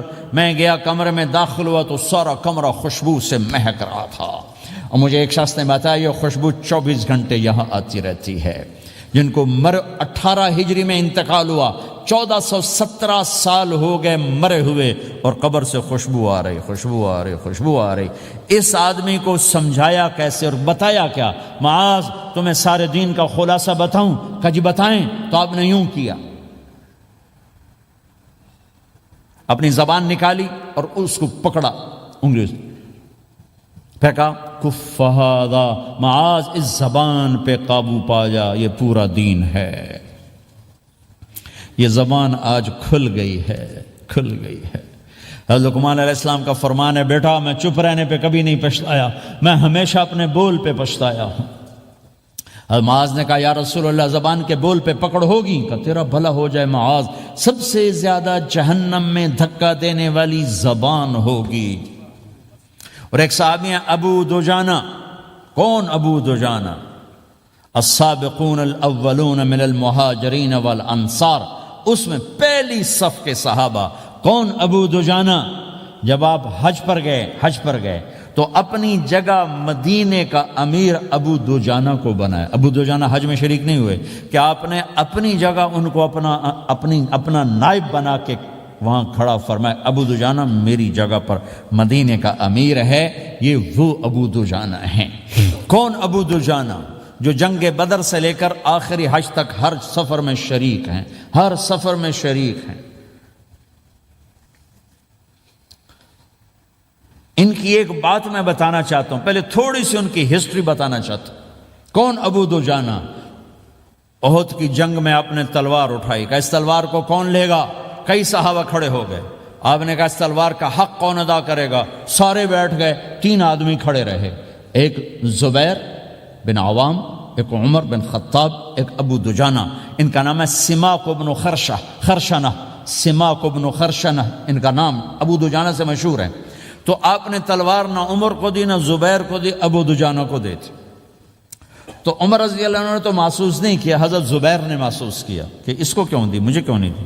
میں مہاجرین میں سے ہوں، میں پھوپھی کا بیٹا ہوں، میں اس سے دلیری میں کم نہیں ہوں۔ بلکہ حضرت زبیر کی دلیری کی تو دھاک تھی، جدھر سلوار چلتی تھی کاٹتی چلی جاتی تھی، کہنے کہ میں دیکھوں گا یہ کیا کرتا ہے۔ تو ابو دجانہ کے پیچھے پیچھے زبیر ہو لیے۔ تو ابو دجانہ نے جو حملہ کیا تو 3000 کا لشکر تھا، اس کو چیر کے پار نکل کے، پورے لشکر کو کاٹ کے پار نکل کے۔ اور آگے عورتیں کھڑی تھیں جو مکے کے لشکر کو تیار کر رہی تھیں، نحن بنات طارقی نمشی علی النمارقی مشی القتل بوارقی المسک فی المخالقی المسک فی المفارقی والدر فی المخالقی ان تقبلوا نعانقی وتدبروا نفارقی فراق غیر وامقی۔ یہ گانا گا رہی تھیں اور ان کو تیار کر رہی تھیں۔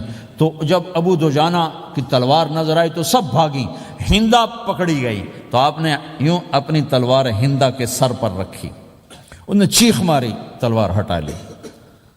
تو زبیر پیچھے پیچھے کہ کیا کیا ہے؟ جنگ میں اگر کوئی عورت حصہ لے اسے مارنا جائز ہے، ویسے جائز نہیں ہے، عورت کو، بچے کو، بوڑھے کو ہاتھ لگانا جائز نہیں ہے۔ تو انہوں نے کہا تلوار کیوں نہیں چلائی؟ کہا میرے محبوب کی تلوار ہے، عورت کے خون سے رنگین کر کے اس کی شان نہیں گھٹانا چاہتا، یہ میرے نبی کی تلوار۔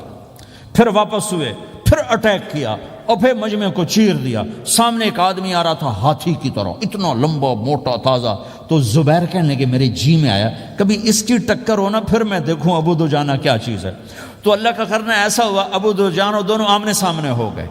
تو وہ ایسے شاہ سوار تھے کہ دونوں طرف کے لشکر ذرا تھم گئے اور وہ دونوں بھڑ گئے۔ ابو دجانہ کے اپنے جوہر، اس پہلوان کے اپنے جوہر، غبار اٹھا، مٹی اٹھی، اور اس کی اپنی طاقت، ان کی اپنی طاقت، انہوں نے ابو دجانہ کو اس نے زخمی کر دیا۔ ابو دجانہ نے جو جوش میں آ کے ماری تلوار، اس کو لگی یہاں، تو اتنی طاقت سے لگی کہ اس کے نیچے اتر کر 2 ٹکڑوں میں تقسیم کر دی۔ ماری تو ایک حصہ ادھر، ایک حصہ، پھر یوں دیکھا اور اپنے چہرے سے لوہی کی ٹوپی اتاری، کما ترا انا ابو دجانہ، کیا دیکھ رہے ہو؟ میں ہوں ابو دجانہ، تلوار صحیح لی ہے میں نے، غلط نہیں لی۔ یہ ابو دجانہ ہیں۔ اور جب شکست ہو گئی احد کی جنگ میں، اور پھر 10-12 آدمی نے آپ کو گھیرے میں لیا ہوا تھا، ان میں ایک ابو بکر تھے، عمر تھے، علی تھے، طلحہ تھے، زبیر تھے، سعد بن ابی وقاص تھے، اور سہل بن حنیف تھے، عبادہ قتادہ بن نعمان تھے، اور ابو دجانہ تھے رضی اللہ تعالی عنہم۔ ان میں سے ایک ابو دجانہ بھی تھے۔ اور یمامہ کی جنگ میں ابو دجانہ شہید ہوئے، یمامہ کی جنگ میں شہید ہوئے۔ یہ ابو دجانہ کی تھوڑی سی سیرت آپ کے سامنے آئی ہے۔ اس کے بعد اب آپ ان کے قول کو سنو تاکہ اس کا وزن آپ کے سامنے آئے۔ یہ بدر کے شریک ہیں، اللہ کے نبی نے کہا بدر کا صحابی جو مرضی کرے بخشا گیا۔ یہ صلح حدیبیہ کے شریک ہیں، اللہ نے قرآن میں کہا لقد رضی اللہ، میں ان سے راضی ہو گیا۔ یہ صحابی ہیں، اللہ نے کہا کلا وعد اللہ الحسنی، اے میرا نبی تیرے ہر صحابی کے لیے جنت کا وعدہ ہے۔ اور اب یہ کیا کہتے ہیں؟ یہ کیا کہتے ہیں لوگو؟ ان ارجع عملی عند، لوگو میرے پاس، ابو دجانہ میرے پاس بخشش کا سب سے بڑا عمل جانتے ہو کیا ہے؟ بدر نہیں، احد نہیں، حدیبیہ نہیں، خندق نہیں، خیبر نہیں، فتح مکہ نہیں، آخری حج نہیں۔ کیا ہے؟ کیا ہے لوگو؟ ان ارجع عملی عندی، میرے پاس آخرت میں بخشش کا سب سے بڑا عمل بس ایک ہے کہ ما آذیت احدا بلسانی، میں نے اپنی زبان سے کبھی کسی کو دکھ نہیں پہنچایا۔ ولا اجد فی قلبی غلا لاحد، اور میرے دل میں کسی کے لیے بغض کوئی نہیں ہے، بس یہ میری بخشش کا عمل ہے۔ تو بھائیو، نبی کے اخلاق میں دو چیزیں لے لو، ایک زبان سے کسی کو دکھ نہ دو، ایک دل میں کسی کا بغض نہ رکھو۔ اللہ کی قسم بغیر حساب کتاب کے جنت میں جاؤ گے۔ بڑے بڑے جنید بغدادی اور بڑے بڑے معرفت والے تمہیں دیکھتے رہ جائیں گے، تمہاری رفتار اتنی تیز ہوگی کہ تمہیں وہی پکڑ سکے گا جس کا یہ دو عمل تم سے زیادہ اچھا ہوگا۔ جس روڈ پہ رش ہوتا آپ وہاں سے گاڑی ہٹا لیتے ہو کہ بھائی ادھر نہیں جانا، ادھر رش ہے، وہ سائن وغیرہ آپ کو آ جاتے ہیں کہ بھائی ادھر بلاک ہے، ادھر نہیں جانا، ادھر جانا ہے۔ تو جہاں روڈ پہ رش ہوتا ہے تو قیمتی سے قیمتی گاڑی کی رفتار بھی آہستہ ہو جاتی، اور جہاں روڈ خالی ہوتا ہے تو پرانی گاڑی بھی بھاگے جا رہی ہوتی۔ ہمارے یہاں پرانی گاڑی ہوتی ہے نا، پرانی بسوں کے پیچھے لکھا ہوتا ہے نہ انجن کی خوبی نہ ڈرائیور کا کمال، خدا کے سہارے چلی جا رہی ہے۔ اور جس کے پاس ایسی گاڑی ہو، نہ انجن کی خوبی نہ ڈرائیور کا کمال، تو اگر اس کو روڈ خالی مل جائے تو وہ تو مرسیڈیز والے سے پہلے پہنچے گا، رینج روور والے سے پہلے پہنچے گا، بینٹلی والے سے پہلے پہنچے گا، رولز رائس والے سے پہلے پہنچے گا، جو وہ تو پھنسی کھڑی ہے اور اس کا روڈ ہی خالی ہے۔ تو میرے بھائیوں، یہ میں ایک مثال دیتا ہوں، عبادات کی روڈ پہ بہت رش ہے، نمازی بے شمار ہیں، روزے دار بے شمار ہیں، عمرے والے بے شمار ہیں، حج والے بے شمار ہیں، اور تہجد گزار بے شمار ہیں، علماء بے شمار ہیں، حافظ بے شمار ہیں، ذکر والے بے شمار ہیں، بہت رش ہے، تبلیغ والے بے شمار ہیں، لیکن جو اخلاق والا روڈ ہے نا، یہ خالی پڑا ہے۔ اس پہ موٹر سوزوکی پہ چڑھ کے آ جاؤ تو سب سے آگے نکل جاؤ، سائیکل پہ چڑھ کے آ جاؤ تو سب سے آگے نکل جاؤ، کہ روڈ ہی خالی ہے۔ اخلاق کا روڈ خالی ہے۔ غصے کو پینا، دکھ دینے والے کے سامنے، درد دینے والے کو خوشیاں دینا، گالی دینے والے کو دعا دینا، کرو تو صحیح۔ میرے رب کی قسم، اس میں وہ لذت ہے، وہ لذت ہے کہ ساری دنیا کی لذتیں تمہیں بھول جائیں گی اگر یہ لذت تمہیں مل گئی۔ پی جا ایام کی تلخی کو بھی ہنس کے ناصر، غم کے سہنے میں بھی قدرت نے مزہ رکھا ہے۔ اپنے لہو کے گھونٹ پی، زخم پہ زخم کھا کے جی، آہ نہ کر لبوں کو سی، عشق ہے دل لگی نہیں، سینے پہ تیر کھائے جا، آگے قدم بڑھائے جا، یعنی زبان حال سے کہہ دے کہ ہاں ستائے جا۔ آج اخلاق کوئی نہیں ہے، میں تو روتا پھرتا ہوں۔ تبلیغ میں نکلو نکلو نکلو، خانقاہوں میں ذکر ذکر ذکر، اور مدرسوں میں فقہ فقہ فقہ۔ کوئی تو اس سبق کو بھی، یا اور بھی دکھ ہیں زمانے میں محبت کے سوا، راحتیں اور بھی ہیں وصل کی راحت کے سوا۔ جس دن امت کے اخلاق زندہ ہوئے، آپ اسلام کی بہار دیکھو گے۔ اگر اپنے گھر میں خوشیاں لانا چاہتے ہو تو اللہ کی قسم بڑے گھر سے نہیں آئے گی، کوئی 5 لاکھ پاؤنڈ کی گاڑی سے خوشی نہیں آئے گی، کوئی بہت بڑا عالی شان بنگلہ بنانے سے خوشی نہیں آئے گی، تمہارے اخلاق سے گھر میں خوشی آئے گی۔ اگر بیوی کا سلوک تمہارے ساتھ اچھا ہے، تمہارا سلوک بیوی کے ساتھ اچھا ہے، اس گھر میں خوشی ہے۔ بیوی کا بول بدتمیز ہو تو خامند کی زندگی برباد، خامند کا بول بدتمیز ہو تو بیوی کی زندگی برباد۔ اولاد بد اخلاق ہو تو ماں باپ کی زندگی برباد، ماں باپ میں سختی ہو تو اولاد کی زندگی برباد، بھائی بھائی میں بول میں سختی ہو تو بھائی کی زندگی برباد، بہن بھائیوں میں سختی ہو تو بہن بھائی کی زندگی برباد، نیبر کے ساتھ سختی ہو تو نیبر کی زندگی برباد۔ میرے نبی نے فرمایا ما آمن بی من بات شبعان و جارہ جائع، وہ میرے اوپر ایمان لایا ہی نہیں جو خود پیٹ بھر کے کھائے اور پڑوسی بھوکا ہو۔ واللہ لا یؤمن، واللہ لا یؤمن، واللہ لا یؤمن، 3 دفعہ اللہ کی قسم ایمان والا نہیں، اللہ کی قسم ایمان والا نہیں، اللہ کی قسم ایمان والا نہیں۔ کون یا رسول اللہ؟ الذی لا یأمن جارہ بوائقہ، جو پڑوسیوں کو تنگ کرے وہ ایمان والا نہیں ہے۔ میرے بھائیوں یہ چیپٹر مٹ چکا ہے، کہیں نہیں دیکھنے کو ملتا ہے۔ ایسا نہیں کہ دنیا خالی ہو گئی ہے، لیکن 1 کروڑ میں 1 ملا تو کیا ملا، 1 کروڑ میں بھی 1 نہیں ملتا۔ میں بڑے لمبے سفر کر کر کے اس نتیجے پر پہنچا ہوں کہ 1 کروڑ مسلمان اکٹھے کروں،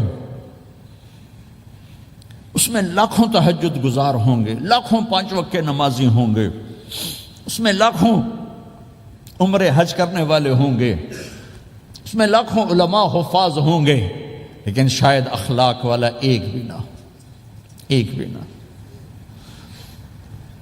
اپنی زندگی کو اگر سکھ دینا ہے، چیزوں کے پیچھے نہ دوڑو، اخلاق بناؤ۔ مقدر کی چیزیں ملیں گی، کمائیوں میں حلال لاؤ، حرام سے بچو، سچ پہ آؤ، جھوٹ سے بچو،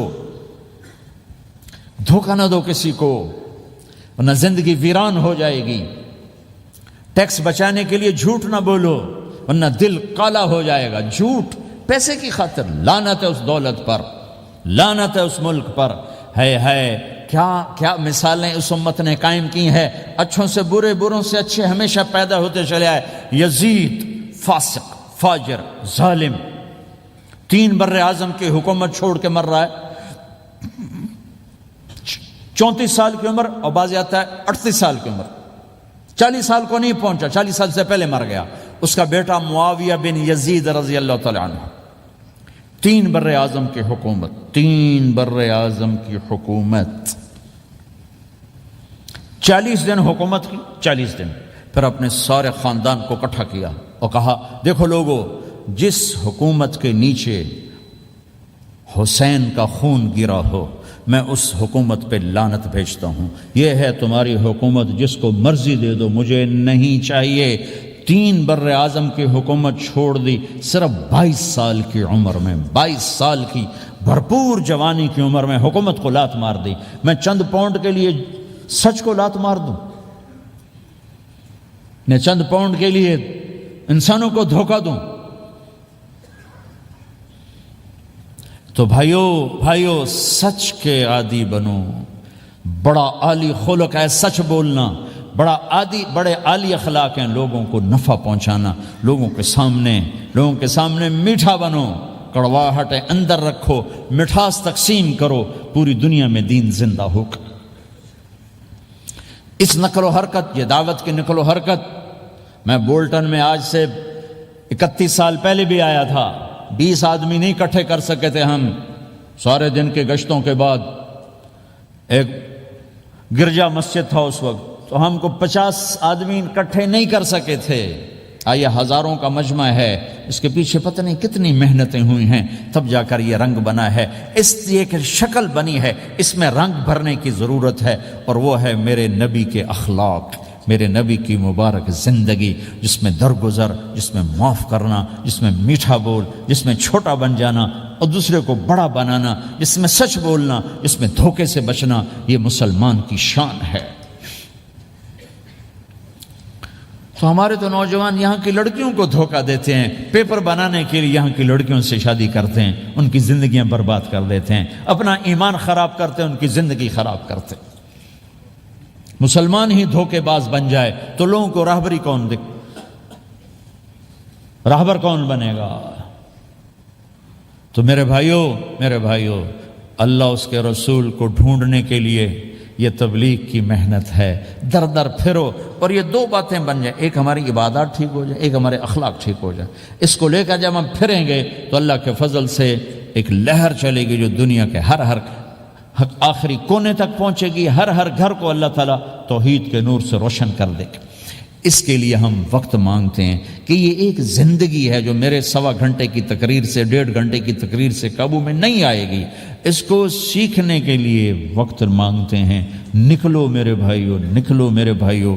اور آج تک جو اللہ پاک کے ساتھ، اللہ کے رسول کے ساتھ کوئی جنگ کی، اس سے صلح کر لو، کسی سے لڑے ہوئے ہو فوراً صلح کر لو، اس کو بھی منا لو، اس سے بھی مان جاؤ، کسی سے روٹھے نہ رہو، کسی سے قطع تعلق نہ کرو، سب سے سلام کرو، دل کو صاف رکھو۔ ابو دجانہ جیسی ہستی فرماتے ہیں کہ میری بخشش کا عمل یہ ہے کہ زبان سے دکھ نہیں دیا، دل میں بغض کوئی نہیں، اور وہ کہتے ہیں یہ میرا سب سے بڑا عمل ہے۔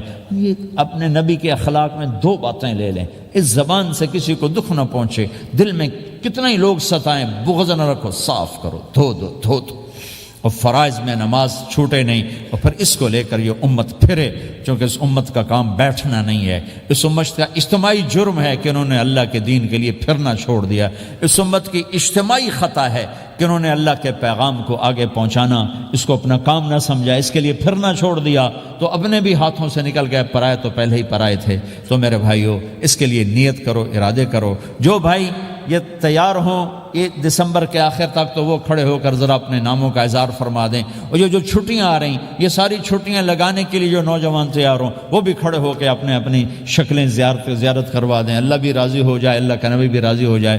جلدی سے کھڑے ہو کر بتا دیں، فرمائیں جی۔ ہمت کر کے فرمائے ماشاءاللہ، اپنا نام لکھوائے ماشاءاللہ۔ بولو بھائی، یہ چھٹیاں تو ماشاءاللہ ہوتی ہیں، اس میں نوجوانوں کو نکلنا چاہیے۔ اکثر نوجوان بیٹھے ہیں، اٹھو بھائی۔ جی بھائی، ہمت فرمائے ماشاءاللہ۔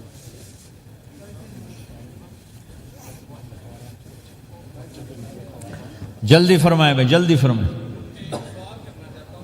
ایسے نہیں ہوگا، پہلے 4 مہینے دینا پھر سنوں گا۔ بیٹھ جاؤ، یہاں سوال نہیں کیا جاتا بھائی۔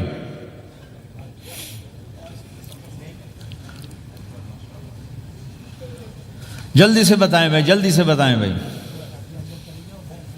ان چھٹیوں میں کون نکلے گا اللہ کے راستے میں؟ ان چھٹیوں میں جو نوجوان تیار ہوں کھڑے ہو جائیں، ان چھٹیوں میں جو تیار ہیں چھٹیاں لگانے کے وہ کھڑے ہو جائیں۔ چھٹیاں اللہ کے راستے میں۔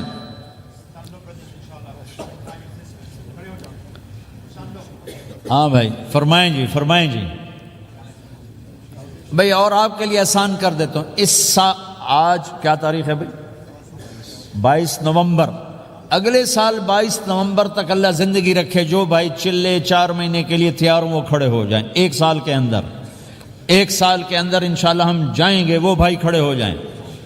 1 سال کے اندر انشاءاللہ ہم نے جانا ہے، ترتیب بنانی ہے، وہ کھڑے ہو جائیں۔ زندگی میں جو کہیں گے ہم نکلیں گے وہ بھی کھڑے ہو جائیں۔ چلو سارے بیریئر ہٹا دیتا ہوں، لو بھائی سب کی تشکیل ہو، بیٹھ جاؤ بھائی، ماشاءاللہ بیٹھ جاؤ بھائی، بیٹھ جاؤ بھائی، بیٹھ جاؤ بھائی۔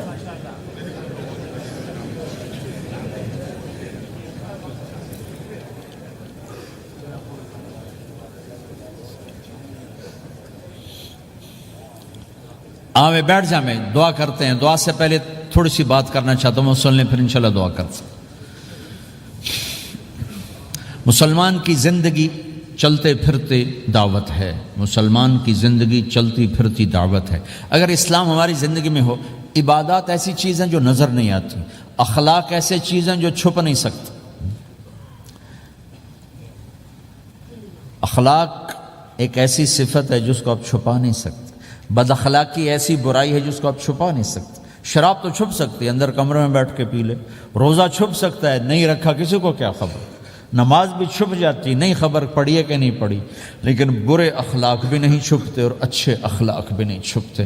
ایک اچھے اخلاق خوشبو کی طرح مہکتے ہیں اور برے اخلاق گندگی طرح بدبو چھوڑتے ہیں۔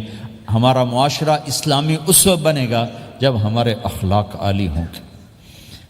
تو یہ نقل و حرکت اس کو طاقت پہنچائے گی. یہ گھر بیٹھنے سے چیز نہیں آئے گی بھائی, پھرنا پڑے گا, دھکے کھانے پڑیں گے. لیکن ان دھکوں میں بھی اللہ نے بڑی لذت رکھی ہے, بہت عجب نشہ ہے اس کا. جنید جمشید مجھے پہلی دفعہ ملا 97, جب وہ بہت بڑا اس وقت تھا, وہ لیجنڈ گلوکار. تو اس نے مجھ سے کہا کہ مولانا جس گلیمر کو پاکستانی نوجوان خوابوں میں دیکھتے ہیں وہ گلیمر مجھے فزیکلی حاصل ہے, لیکن میرے اندر اندھیرا ہے, روشنی نہیں, خالی ہے. کیوں؟ اوف. میں نے کہا تمہارے سیدھے گھٹنے میں درد ہو, تم الٹے گھٹنے میں دوا لگاؤ تو فائدہ ہوگا, کہنے کا نہیں. میں نے کہا اندھیرا تمہاری روح میں ہے اور تم روشن کر رہے ہو جسم کو, کبھی میوزک سے, کبھی کسی چیز سے, کبھی کسی چیز سے. تو عورت, شراب, میوزک, ان کا روح میں کوئی واسطہ ہی نہیں, یہ روح تک جاتی نہیں. ان کی پینیٹریشن جسم تک ہے اور جسم کو کنٹرول روح کرتی ہے. جب روح میں بھوک اٹھتی ہے تو وہ پریشانی میں کی شکل میں ظاہر ہوتی ہے. تم اللہ سے تعلق بنا لو, یہ سب کچھ ٹھیک ہو جائے گا. پھر جو اس نے 3 چیلے شروع کیے تو اس کا مجھے فون آیا. ہمارا ایک شہر ہے چھوٹا سا, زلزلے میں ختم ہو گیا تھا, بالاکوٹ. تو اس کا مجھے وہاں سے فون آیا کہ مولانا میں ایک پرانی مسجد میں ایک پھٹی ہوئی چٹائی پر لیٹا ہوا ہوں, اور جس سکون کو میں 5 سٹارز ہوٹل میں دیکھتا تھا, ڈھونڈتا تھا, وہ آج مجھے یہاں مل چکا ہے. اور مجھے یوں لگتا میں ہوا میں اڑ جاؤں گا. کیا ہوا کہ اللہ سے تعلق بنا اور روح میں سکون آ گیا, ٹھنڈک آ گئی. تو ایک گناہوں سے بچنا اور ایک فرائض کو پورا کرنا, ایک اپنے اخلاق کو ٹھیک کرنا, یہ چند ایک کام ہیں جو کر لے گا اللہ اسے آباد کر دے گا. جہاں ہو نماز نہ چھوٹے, رمضان آ جائے روزے نہ چھوٹیں, زکوٰۃ فرض ہو جائے خوشی سے ادا کریں, اپنی کمائیوں کو حلال پہ لائیں, غلط کاغذات سے, غلط پیپر سے, غلط ہیرا پھیری سے پیسہ نہ بنائیں. یہ پیسہ تباہی کے سوا کچھ نہیں لاتا. اپنی حلال کمائی کرو, کہ میرے نبی کا فرمان ہے جو صبح سے شام تک حلال کمانے میں تھکتا ہے اس کے اس دن کے سارے گناہ معاف ہو جاتے. سعد بن معاذ بیٹھے تھے, ان کے ہاتھوں پر اللہ کے نبی کی نظر پڑی تو ہاتھ بڑے سخت تھے. تو آپ نے کہا سعد تیرے ہاتھ اتنے سخت کیوں ہیں؟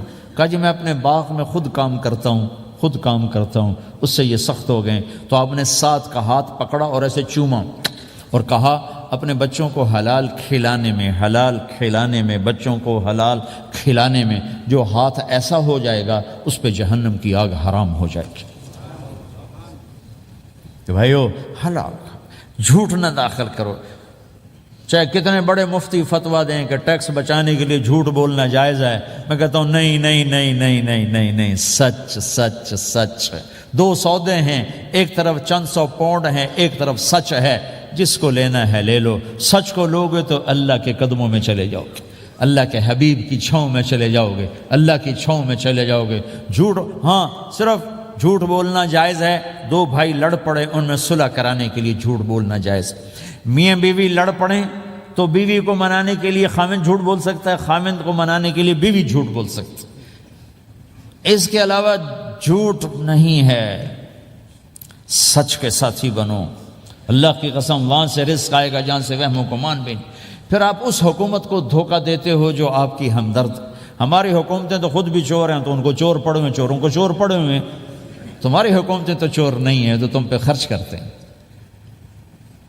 ان سے بینیفٹ لینا ہو تو پیچھے ہو, ان کو ٹیکس دینا ہو تو کہا تو کدھر لکھا ہے شریعت میں ٹیکس دینا جائز ہے؟ کیا لکھا ہوا ہے؟ آگے مفتی بھی بیٹھے ہوئے فتوے دینے کے لیے. جب ان سے نفع اٹھاتے ہو تو ان کو نفع پہنچاؤ, ان سے سہولتیں لیتے ہو ان کو سہولت پہنچاؤ. یہ تمہارے خرچ کرنے میں دیانتدار ہیں, ان کے ساتھ بددیانتی نہ کرو. مسلمان ہو اور دھوکہ, یہ 2 چیزیں جوڑ نہیں سکتی. اپنی عیاشی تھوڑی کم کر دو تو اللہ اس میں برکت دے گا. آپس میں کبھی اونچ نیچ ہو جائے فوراً صلح کرو, لڑائی پہ باقی نہ رہو کہ جی ہم نے بات نہیں کرنی, ہمارا سلام دعا ختم. ایسا کبھی نہ کرو. اونچ نیچ ہوتی ہے لیکن فوراً صلح کرو. ماں باپ میاں بیوی کٹھے رہتے ہیں تو ہمارا سسرالی معاشرہ بہت سخت قسم کا ہے. ماں باپ اتنی مداخلت کرتے ہیں بچے میں کہ ان کی زندگی تباہ کر دیتے. ساس سسر بہو پہ اتنا حق جتلاتے ہیں کہ خاوند کا بھی اتنا حق نہیں رہ جاتا، اس سے زندگی ٹوٹ جاتی. اگر سسر ہو بہو کو عزت دو، ساس ہے بہو کو عزت دے، بہو ہے ساس سسر کو عزت دے. لیکن اللہ کی قسم ساس اور سسر کا بہو پہ کوئی شرعی حق کوئی نہیں. میرے بچے کی شادی ہوئی، میں نے اپنی بیوی سے کہا بات سنو، ہم کسی کی بیٹی کو لے کے آ رہے ہیں، اگر ماں بن کے دکھاؤ گی تو میں یہاں اس کو لاؤں گا، اور اگر ماں بن کے نہیں دکھانا تو میں اس کو الگ گھر دیتا ہوں، تاکہ ہم اس کی زندگی میں دخل انداز نہ ہوں، ہم ان کی زندگی کو خراب نہ کریں. اگر کسی کے پاس الگ گھر دینے کی وسعت نہیں ہے تو وہ خود تو الگ ہو سکتا ہے کہ نہیں ہو سکتا؟ ایک ہی گھر میں رہتے ہیں، الگ گھر کی وسعت نہیں، تو دونوں باہر نکل جاؤ، بچوں کی زندگی سے باہر نکل جاؤ، اپنا ان پر حاوی نہ کرو، ورنہ آپ خود بھی برباد ہو جاؤ گے، ان کو بھی برباد کر دو. کتنی طلاقوں کے پیچھے ساس اور سسر ہیں، کتنی طلاقوں کے پیچھے میاں بیوی کی آپس کی بدتمیزی ہے کہ اس ماحول میں برداشت کرنے کا رواج ہی ختم ہو گیا. برداشت نہیں کرنا، بڑا نقصان سہنا ہے، چھوٹا نہیں سہنا. ڈائمنڈ کیسے بنتا ہے؟ ڈائمنڈ کاربن ہے. وہ ڈائمنڈ کیسے بنتا ہے؟ وہ پریشر کو برداشت کرتا، اللہ چمکا کے اسے ڈائمنڈ بنوا دیتا.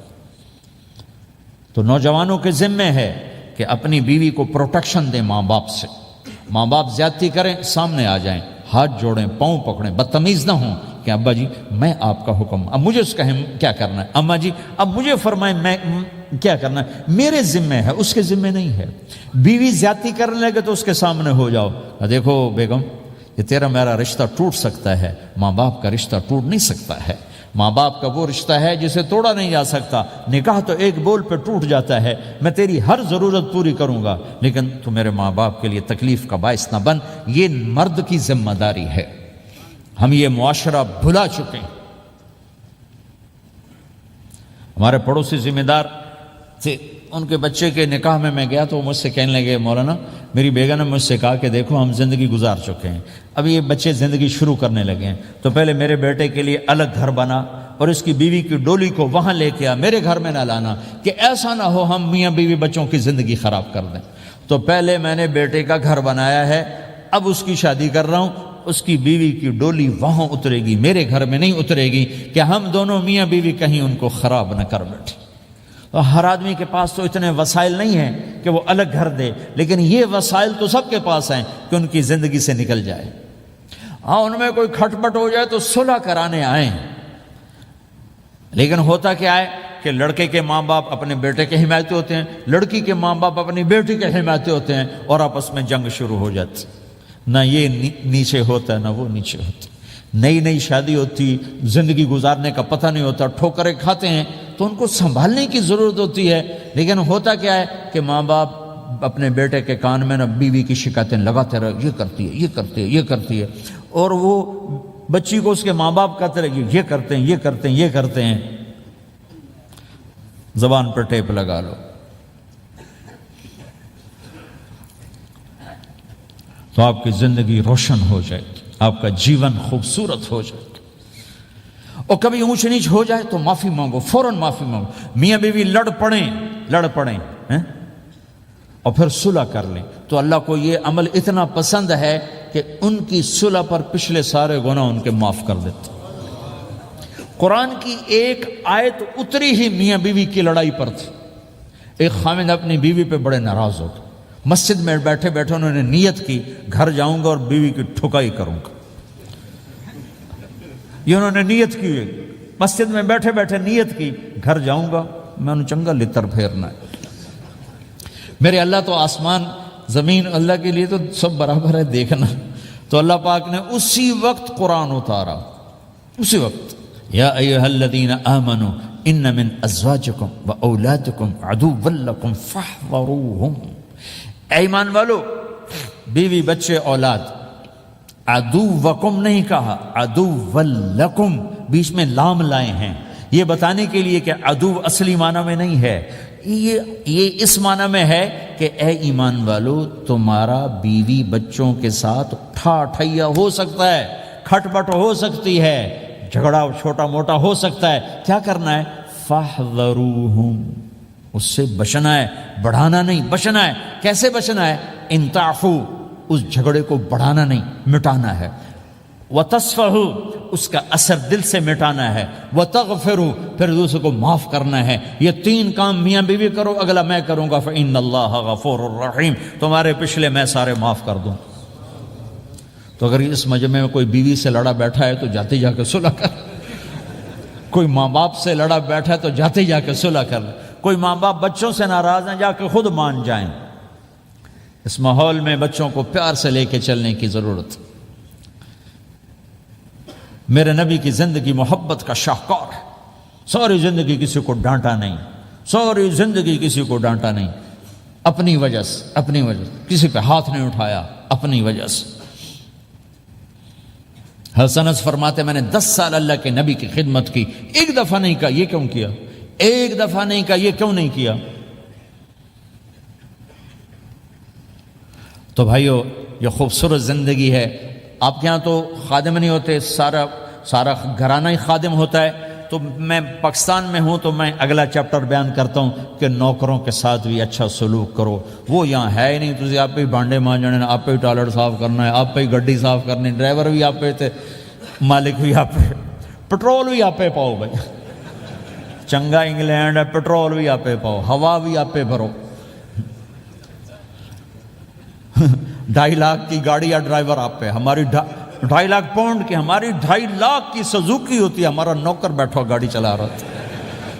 نوکر تو اللہ کی بڑی نعمت ہے، تم اس سے محروم ہو۔ کچھ اس کے فائدے بھی ہیں، کچھ نقصان بھی ہیں، لیکن فائدے زیادہ ہیں۔ ہمارے بچے اتنے سست ہو جاتے ہیں کہ پانی کا گلاس کہو تو اٹھ کے ہی نہیں دیتے، وہ آگے نوکر کو بلاتے۔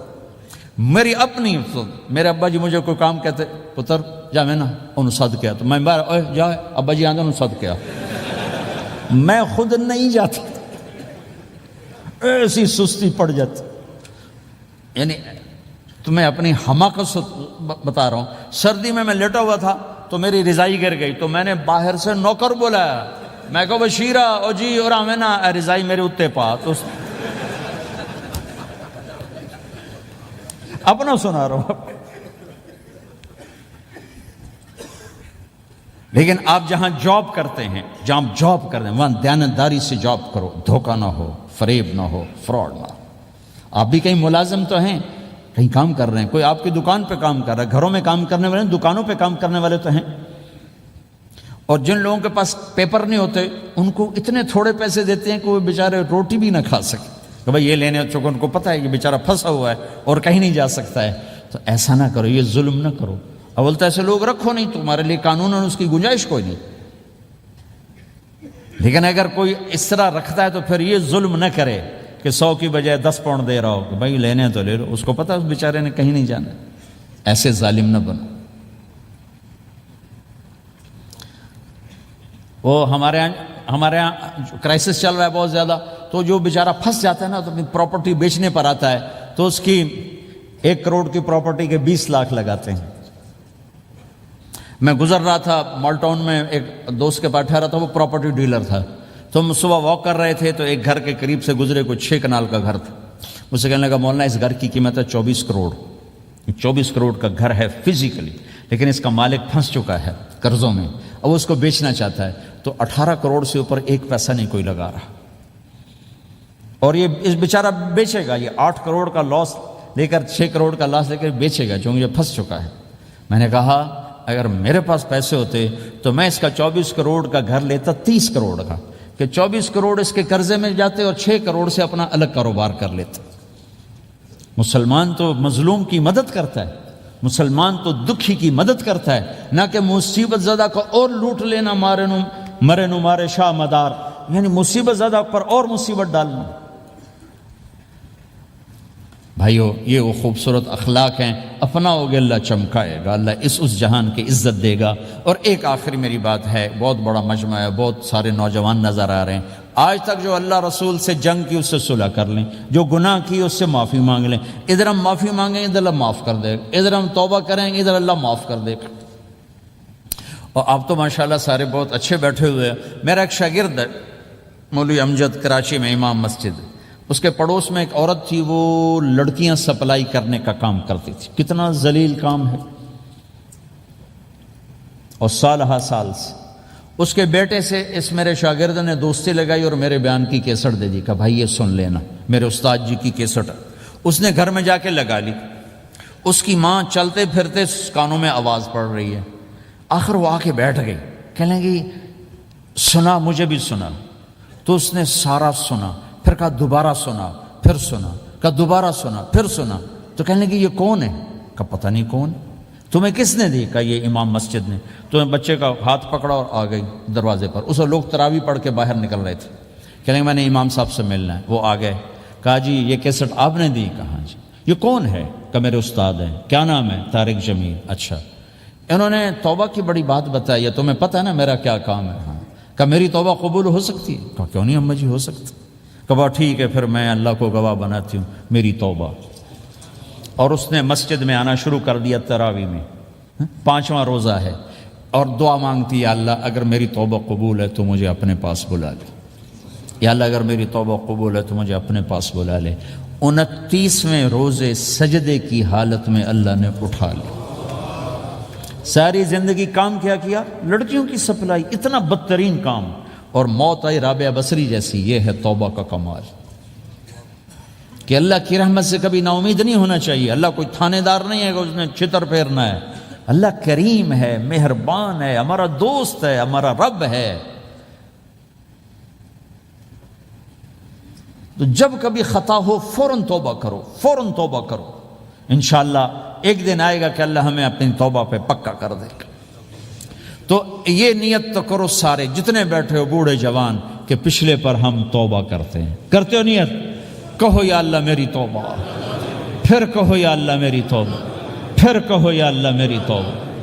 اگر یہ آپ نے سچے دل سے کہا ہے تو آپ کو مبارک ہو، آپ کے سب گناہ معاف ہو گئے، سارے معاف ہو گئے۔ حقوق باقی ہیں، علماء سے پوچھ لینا ان کی ادائیگی کیسے کرنی ہے، گناہ سارے معاف ہو گئے۔ اور آئندہ اگر کبھی توبہ ٹوٹے تو پھر کر لینا، پھر کر لینا، پھر کر لینا، میرے رب کی رحمت پہ کوئی اثر نہیں پڑتا۔ لن تبلغوا ضری فتضرونی ولن تبلغوا نفعی فتنفعونی، یہ میرے رب کی صفت ہے۔ وہ کہتا میں نفع سے بھی پاک ہوں، نقصان سے بھی پاک ہوں، نہ کوئی مجھے نفع پہنچا سکتا ہے نہ کوئی نقصان پہنچا سکتا ہے۔ تو میرے گناہوں سے اس کو کیا گھاٹا پڑتا ہے؟ مجھے گھاٹا پڑتا ہے۔ لہٰذا جب بھی ہم معافی مانگیں گے وہ خوشی سے معاف کریں گے، جب بھی توبہ کریں گے خوشی سے قبول کریں گے۔ ٹھیک ہے نا؟ سارے نیت کرتے ہو؟ درود شریف پڑھو۔ اللہم لک الحمد کما انت اہلہ فصلی علی محمد کما انت اہلہ وافعل بنا ما انت اہلہ انک اہل التقوی و اہل المغفرہ ربنا آتنا فی الدنیا حسنہ وفی الآخرۃ حسنۃ وقنا عذاب النار۔ یا اللہ ہم نے توبہ کی ہے، ہماری توبہ قبول فرما۔ یا اللہ اپنے فضل و کرم سے اس کو پختہ فرما، اپنی محبت دے، اپنے حبیب کی محبت دے، اپنے حبیب کی معرفت دے۔ اس سب نوجوانوں کو قبول فرما، اس پورے شہر میں بسنے والے اہل ایمان کو قبول فرما، اس مسجد مدرسے کو قبول فرما۔ یا اللہ پوری دنیا کے انسانوں کے لیے ہمیں ہدایت کا ذریعہ بنا، ہمیں ہدایت کا ذریعہ بنا، ہمیں ہدایت کا ذریعہ بنا۔ یا اللہ ہم سے راضی ہو جا، ہم سب سے راضی ہو جا۔ جو ہمارے اہل و عیال مر کے تیرے پاس چلے گئے ان کی بخشش فرما دے۔ جب ہمارے جانے کا وقت ہے تو ایمان پہ خاتمہ نصیب فرما۔ یا اللہ ہمیں بیماریوں سے نجات دے، دکھ دردوں سے نجات دے، قرضوں سے پریشانیوں سے نجات دے۔ ہمیں کشادہ زندگی عطا فرما، ہمیں حلال کشادہ رزق عطا فرما، جسمانی ایمانی صحت مقدر فرما۔ ہر قسم کے دکھ درد ہمارے جسم سے چن لے، ہمیں عافیت صحت والی زندگی دے۔ اپنی اطاعت میں تھکنے والا بدن دے اور اپنے راستے میں خرچ کرنے والا مال دے، اور آپس میں الفت اور محبت دے، ہمارے اندر کے بغض نکال دے، حسد نکال دے، نفرتیں نکال دے، ہم سب سے راضی ہو جا اور ہمیں اپنے سے راضی کر لے۔ وصلی اللہ تعالی النبی الکریم، آمین برحمتک یا رحم الرحیم۔ بھائی راستہ دے دینا، مسافہ نہ کر۔